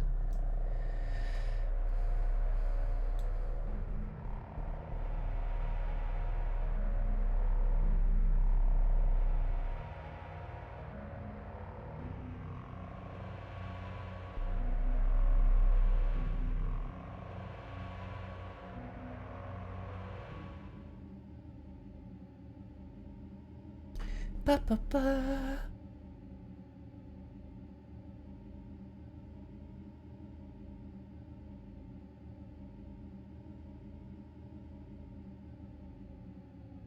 I'm struggling to find one that's like specifically talking about World War II. Anyway, sorry we got distracted. I can't find like a quick answer, but it's probably, it would be interesting to look into. I'm pretty sure like I've read what happened to a lot of conscientious objectors.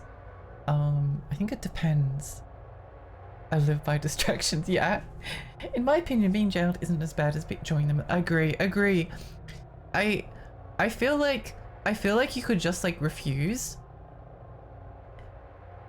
I feel like you could just like flat out refuse to serve and to go and be like, you're going to have to throw me in prison before I go, and then they would probably throw you in prison. The only problem is that people who didn't okay, if you've got a scenario, right, where a bunch of people have been conscripted, presumably quite often against their will, to go and fight in military service, and then you've got like this one guy that's like, I have very strong morals, I am absolutely not going to fight, I'd rather go to jail. They are not going to be seen in a positive light. Usually, the social pressure collapses in on people to the point where it can be like really hard to refuse. Like the level of social pressure that gets like used against people is insane. I think there was a bunch of enemies.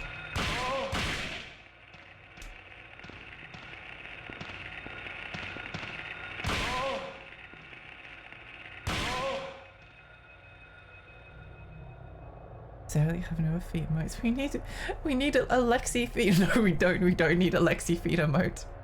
We do not need a Lexi feed emote. I read the question and answers once, it was tricky. Yeah, surprisingly chronic depression is probably enough, or general anxiety disorder. I remember the pressure got to most people in World War I. Yup. Yeah, no. PTSD, shell shock. If you have mental illness or physical disability or chronic health issues, are probably good. Yeah, surprisingly they didn't actually want a lot of people. Surprisingly. You'd think they'd be like, yeah, we want everyone, no matter what, but they actually just like outright refused a bunch of people.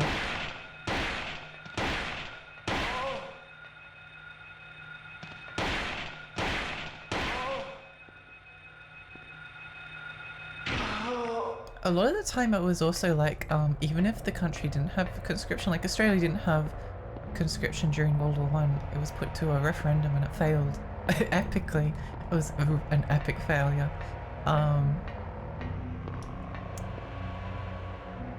The social pressure is like still you weaponized against people. It was still weaponized against people. Like that's what the point of like the newspapers publishing soldiers' letters that were like, we're over here and we're dying because Australians aren't signing up fast enough. Australians aren't signing up fast enough, so Billy died last week, and then Harry died the week before, the day before, and there's only like 2 people left in our squad, and we've got no reinforcements, and we're all going to die because Australians aren't signing up for the war. That's the kind of like letters that were published in newspapers, and they were like, they were being, and then like people in Australia reading this and being like, my son Jim Bob is over there fighting, and because your son, Bob Zimmer Watchits, isn't signing up for the war, he's dying. He's going to die because your son didn't sign up to support him. Where in reality, it was a lot of it was like, yeah, go over the top of the trench, go and take down the Germans, go. It's kind of like World War I was like Pikmin, except the person playing it was just extremely bad at Pikmin, so all of the Pikmin died all of the time, and they had to get reinforcements, constantly. Tell me about long-term depression. I understand. There was very heavy ostracism. Yeah, I wouldn't be against the next Lexi might being a feat one. I'm sure a lot of people wouldn't be against the next Lexi about being a feat one. Speaking from experience and because I hate state-sanctioned murder, yep, depression and thoughts of self-harm are enough to leave the military. It might be harder during times of conscription, but the thing about the military is that if they want you to go against the norm in any way, you need to be persistent, willing to face shame and hardship. Yeah, they were very good at shaming people into murdering people.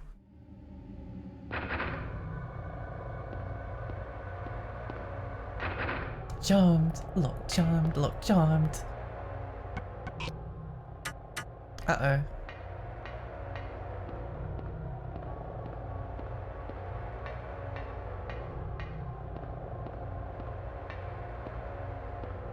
Uh-oh. The door's gone. Door gone.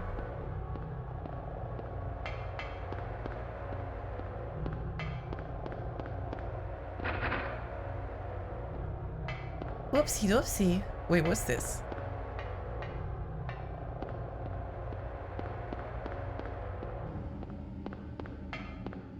Oh, okay, we can go in here. Great.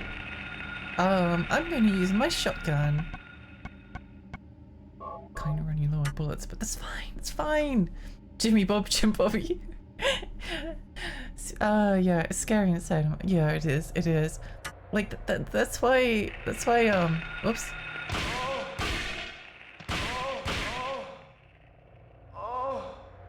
Oh.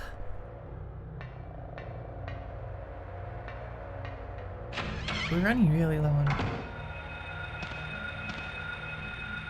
ammo. I think we can probably take them out with handgun bullets. Ow.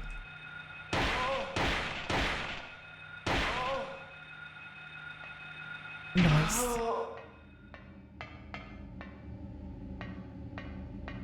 Oh my gosh, the videotape! Yippee! Yay! We found it! Woohoo! But yeah, I guess that's the...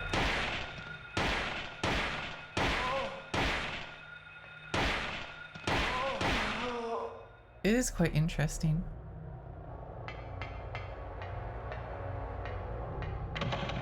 Charmed. Clive Barker's Undying rot in my brain and there's no coming back from it. Am I the only one here that's played Clive Barker's Undying? What's this? Because it's very jammed, locked, jammed, but won't budge. Looks like someone's been here.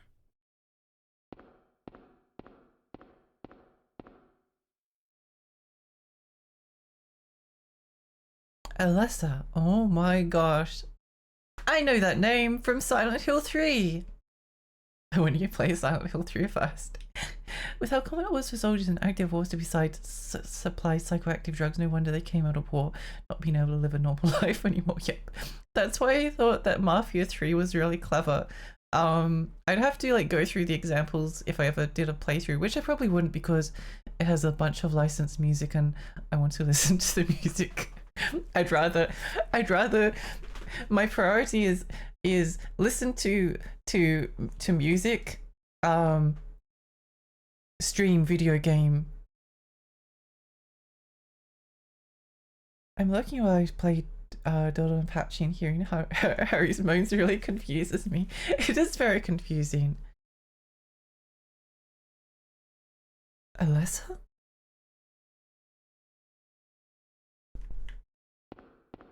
A bed? What's it doing here? Who would?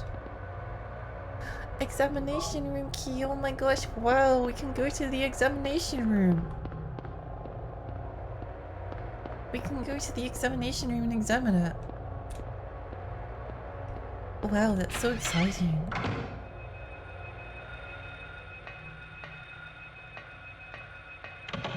Charmed.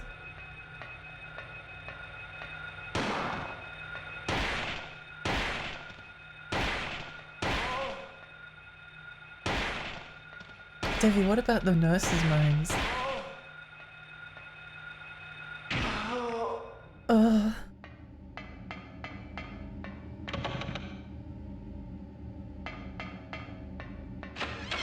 I think we went in here. Yeah.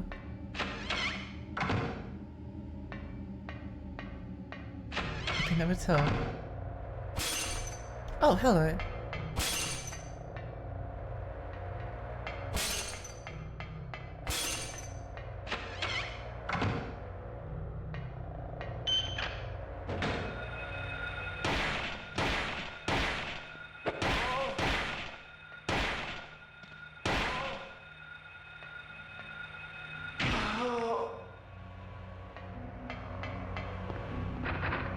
Charmed.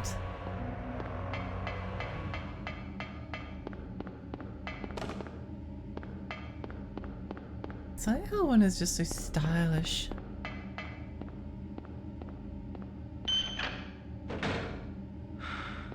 Oh, you know, there's actually a few parts of Silent Hill 2 that I'm actually really excited to see in the remake.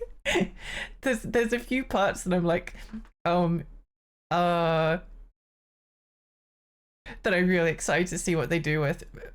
I went and watched the dog ending because I wanted to see how they handle it. I thought it was funny. I thought it was funny how they did the dog ending. But there's another part I haven't watched yet because I want to be like, I want to see how they did it. Lexi the Executioner. Lexecutioner. Maybe that could be my rebrand.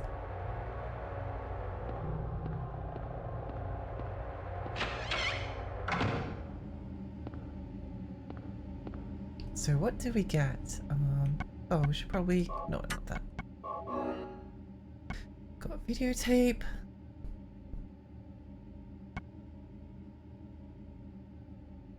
Examination room key.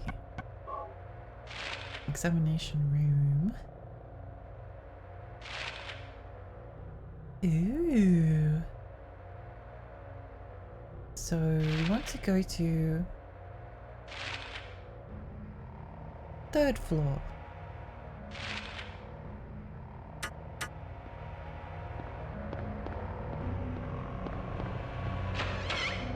I like cozy water fairy like me too. Especially since like I would say I'm a pacifist.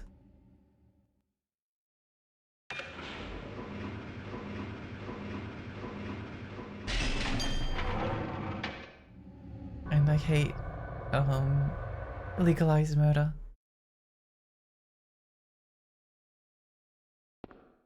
Wow, so quiet, so relaxing.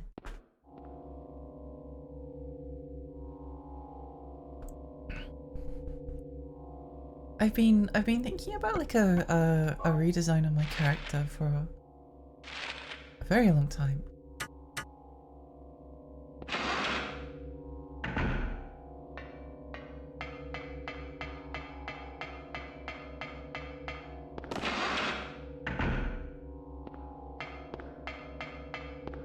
It's so relaxing when you go to an area and then it's like all the enemies are dead and you're like, ah, finally. Oh, we're all out of bullet. Oh no. Oh heck, poop, butts. That's not good.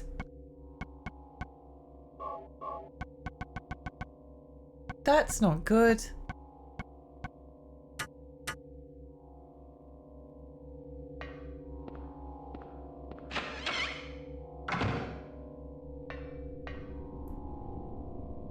That's very, very, very bad.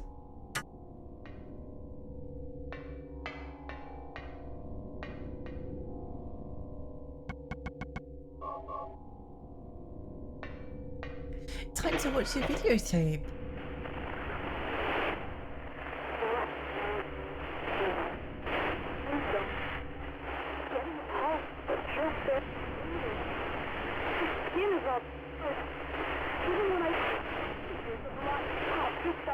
Ooh.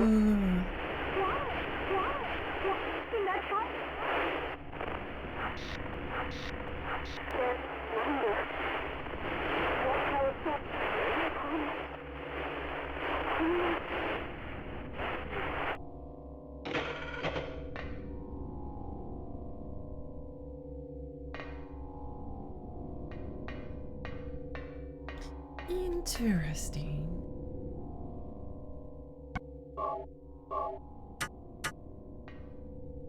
Great movie. Yeah, wonderful.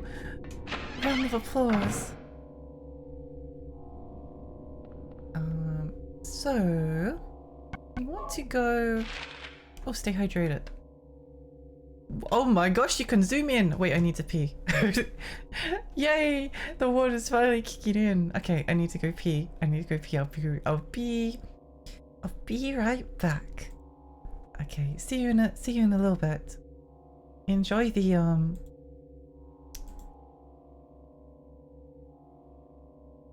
what music can we play?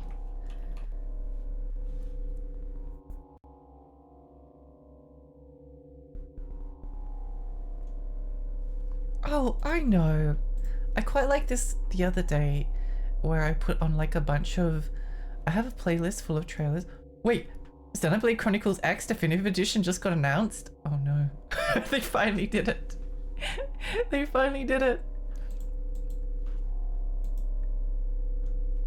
It only took like, I don't even know how long. That's funny. Anyway, where is my playlist? Where is my playlist? Video games opening. There we go.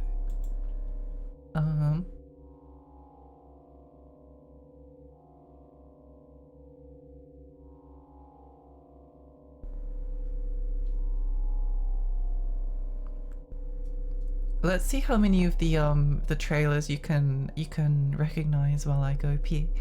Go piss. Okay. Enjoy. Let me tell you a tale. It took place 360,000. No, 14,000 years ago.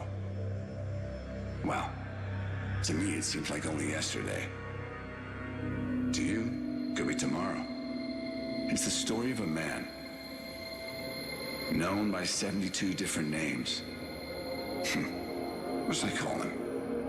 When we first met, his name was Enoch. And even then, he wouldn't let anyone tell him what to do. Not even me. But he was a pretty good guy.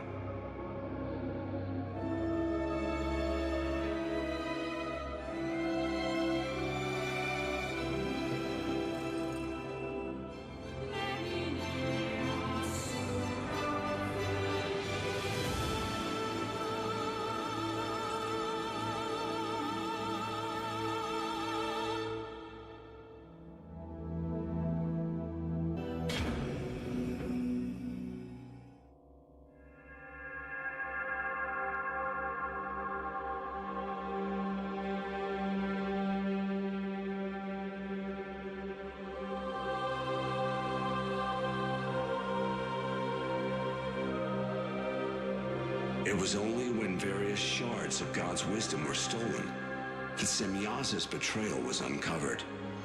But by then, he, together with the Grigori he led, had already fled.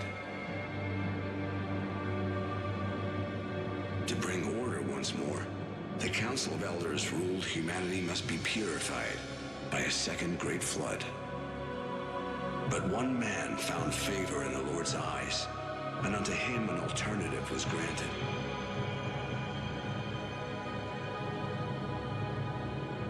For the Lord said, "Bring me the souls of the fallen angels, and I shall spare the world."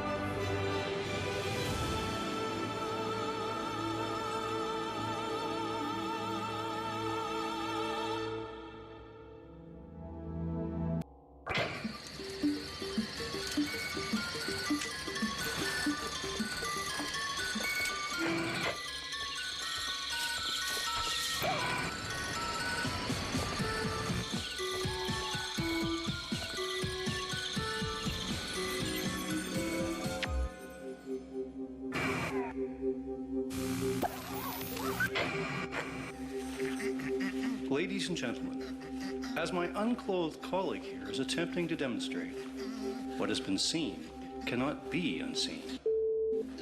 We urge you to preserve the integrity of your experience. Hello. Hello, hello. I'm a big kid now. Did anyone recognize what video games then were? Well done. Well, thank you. I feel like they might be. The second one's probably too. Well, welcome back, PC. Thank you. Dark Souls, no. I wish.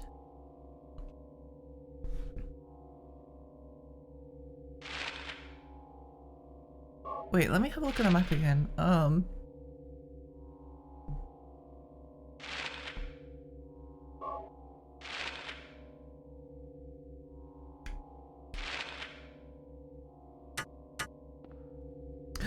Why is my controller doing this? RetroArch! It's the new Sonic game. Oh my gosh, you're so right. It was the new Sonic game. Congratulations.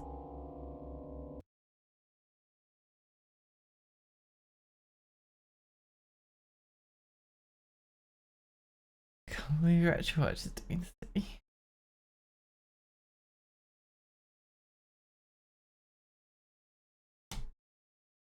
RetroArch is bullying me. I'm being bullied. Wait, now it's not even like recognizing my controller. Oh wait, there it goes. Thanks, I guess.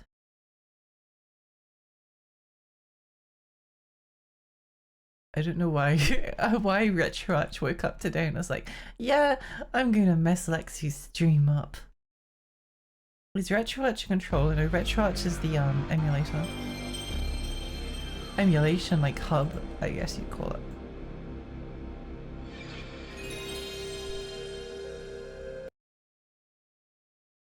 There are violent and disturbing images in this game. Oh no! How terrible. How tragic. Oh my gosh.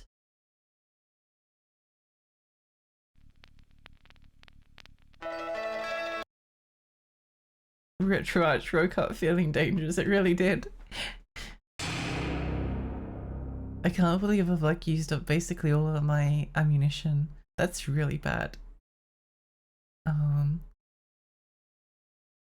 I mean, I have like shot every single enemy, so I don't know. My bad. Whoops. Sorry about that. Yeah, unfortunate. Did I use the videotape? I think I did. I did not. Okay. Thanks.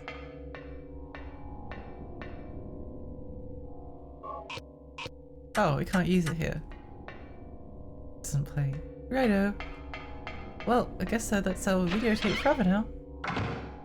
Oh my gosh, June! Hi, how are you? How's stream going? It's good! It's good, I've been having a good time. How's your Overwatch been going? Meow meow meow meow. Meow meow meow meow. Meow meow meow meow meow.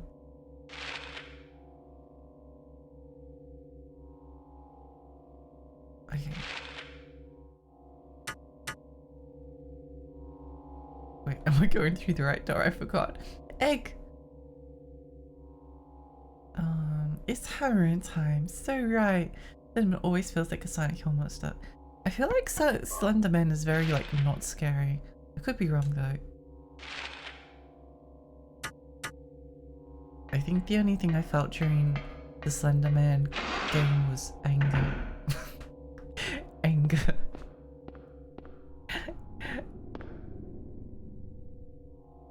Playing with a team of trans girls in that. Let's go! The idea of like ghosts or evil spirits scare me like more than anything. So Slenderman fucked me up as a kid. I can see it. Yeah, kind of. I don't like Slenderman. Honk shoe, honk shoe.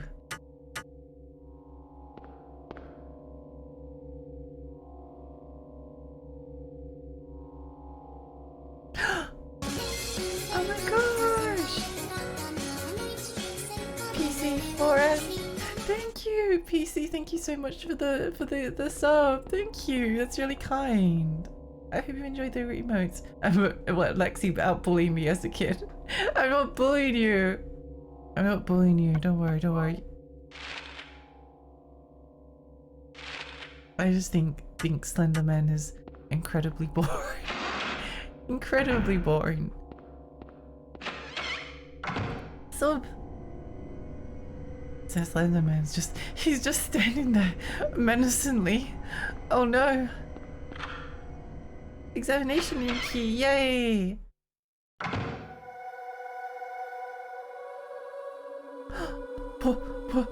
Woman? Oh my gosh, she's pretty. Whoa, settle down.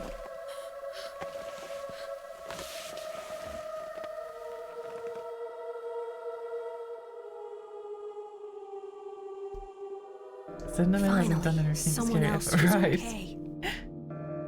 Who are you? My name's Lisa Garland. What's yours? I've heard this name before. Harry Mason. Harry, tell me what's happening here. Where is everybody? I must have gotten knocked out. When I came to, everyone was gone. Oh no. It's awful.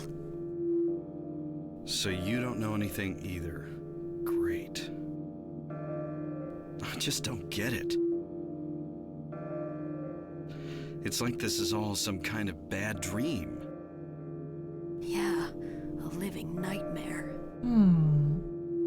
Let me ask you, have you seen a little girl around here? Short, black hair, 7 years old? A 7-year-old girl. What, she's your daughter? Yes. A 7-year-old girl. I can't say that I have. I was unconscious all this time. I'm sorry. Sorry, I was dissociating. I forgot to pay attention. Do you know anything about all that weird stuff in the basement? No? Why? Is there something down there? You don't know? Don't you work here? We're under strict orders never to enter the basement storeroom. Ooh. So I really don't know. What did A you say living was down nightmare. there? Well, it's... Damn! My head. What's wrong? Harry? Harry, let me help you. Harry? Oh no. A cluster headache. Was I dreaming? Oh! You were too late. It's you. Yes, Dahlia Gillespie. Tell me everything you know. What's going on? Darkness. The town is being devoured by darkness. Strength must overcome petty desire, childish sleep talk. I knew this day would come. Darkness. What are you We should talking play the about? darkness one day. I don't understand a word of this. Believe the evidence of your eyes. The other church in this town, that is your destination. This is beyond my abilities. Only you can stop it now. Have you not seen the crest marked on the ground all over town? So that's what I saw in the schoolyard. What does it mean? It is the mark of Samael.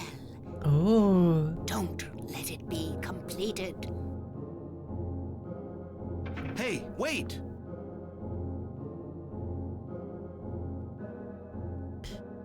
Interesting. First time seeing Lexi not get scared by her own alert. It's because I was looking at the chat box, so I saw it come up before it happened. A hug? Oh my gosh, I was so touch starved. A living nightmare. I like the conversations because they're very surreal. Nothing helpful. What do you mean there's nothing helpful? There's a green thing. There's a green thing. Antique shop key. Ooh.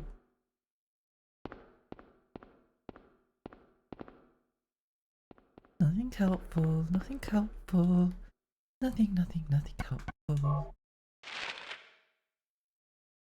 Examination room.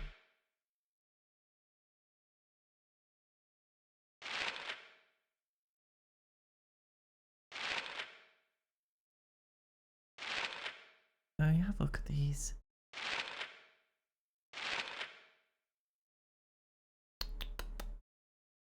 Ba ba ba ba.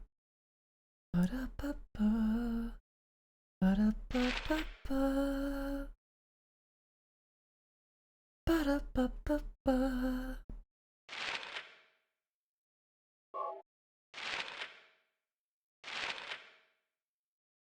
Thank you, crazy old lady with no shoes. Oh my gosh, she's got her feet out.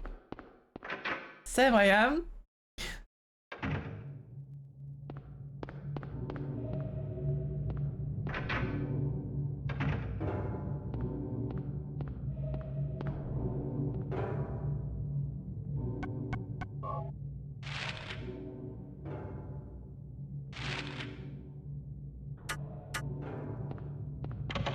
Charmed. Charmed. Charmed. Okay, fine. I give up. Charmed. Charmed. Charmed. Okay, fine. Fine. I get the picture. The grip is loose. Oh my gosh. No way. I like how weird and unnatural the conversations are.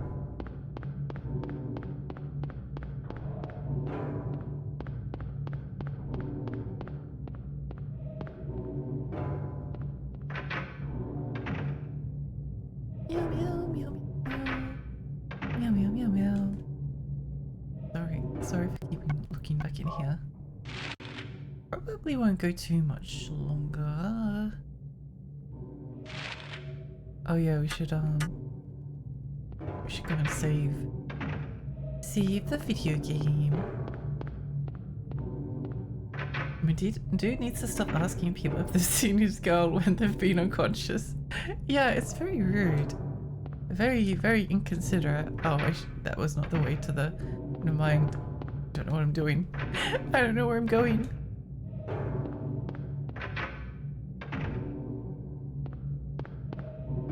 Ring ring. Hello? Charlie the unicorn rotted my brain.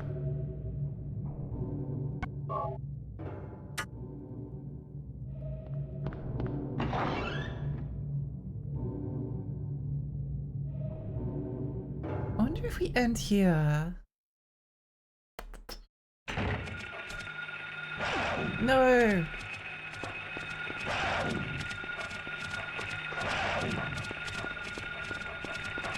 You know, honestly, I kind of want to end here because we've taken damage, so what's the point in living anymore?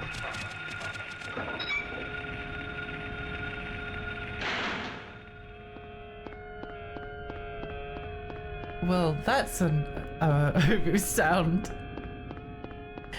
That's a sound that is existing. Green pharmacy.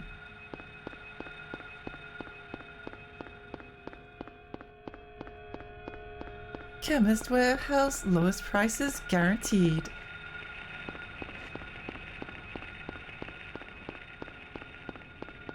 Lowest prices are just the beginning. Chemist warehouse.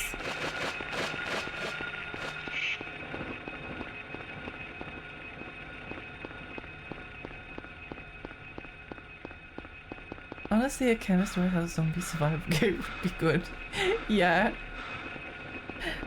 I would get something out of that. You know, something I kind of realized the other day is that I quite liked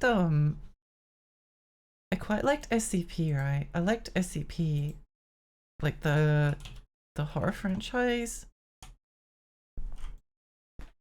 I thought a lot of the SCPs were quite cool, but there's like nothing. Oh, maybe there's a few more channels now, hopefully. But I was looking into it a while ago, and like most of the SCPs were from this channel that was like SCP Explained Story and Animation, and I thought the animations were so bad that it took away from like the stories that they were trying to tell. So I was like, yeah, no, not going to go into SCP. Was cool. What is Lexi saying? SCP? The like collection of creepy pastas. But yeah, I think we finished here. I wonder if Metal Gear Solid 4 will actually come. Metal Gear Solid 3 remake will actually come out this year. They keep on saying that it's 2024, but it's basically the end of the year. When's it coming out? Who knows? Anyway, well, let's see who we can raid. Let's see who to raid. Oh, we could raid Ilya.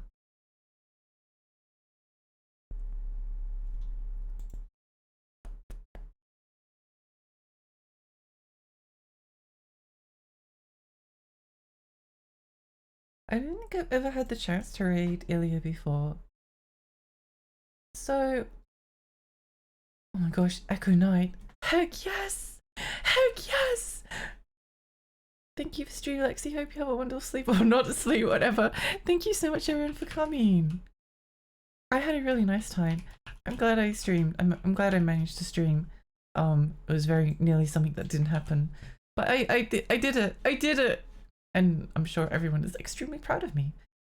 Anyway, thank you. You're good. You're good. Why am I struggling to type this name? Oh, because I don't know how it's spelled. I don't know how it's spelled. Okay, I'll just copy and paste it. There we go. Yeah, thank you so much everyone for coming. I had a really lovely time. I had a really good time, and I appreciate you all being here. And yeah, I'll probably see you tomorrow. There's a chance that I might not stream tomorrow though, but if I don't stream tomorrow, then I'll stream on Halloween. And I have something pretty exciting planned for Halloween. I think, maybe, who knows. Anyway, see you all next time. Bye. Bye. Goodbye.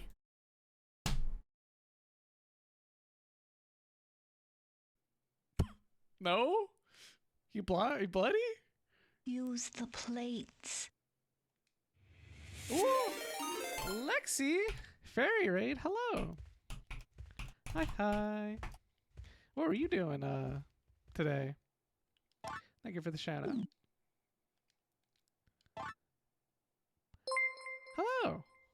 You like Echo Knight? This game's awesome. Hello, PC4.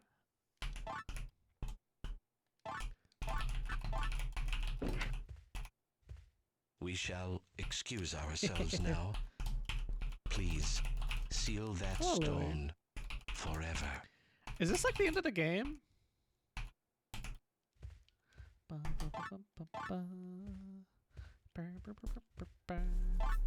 I'm so scared to go through here. Oh, Silent Hill 1? It's really good. I like it a lot. Hydrate? I should, thank you. I really like Mason, right? His name is Henry Mason.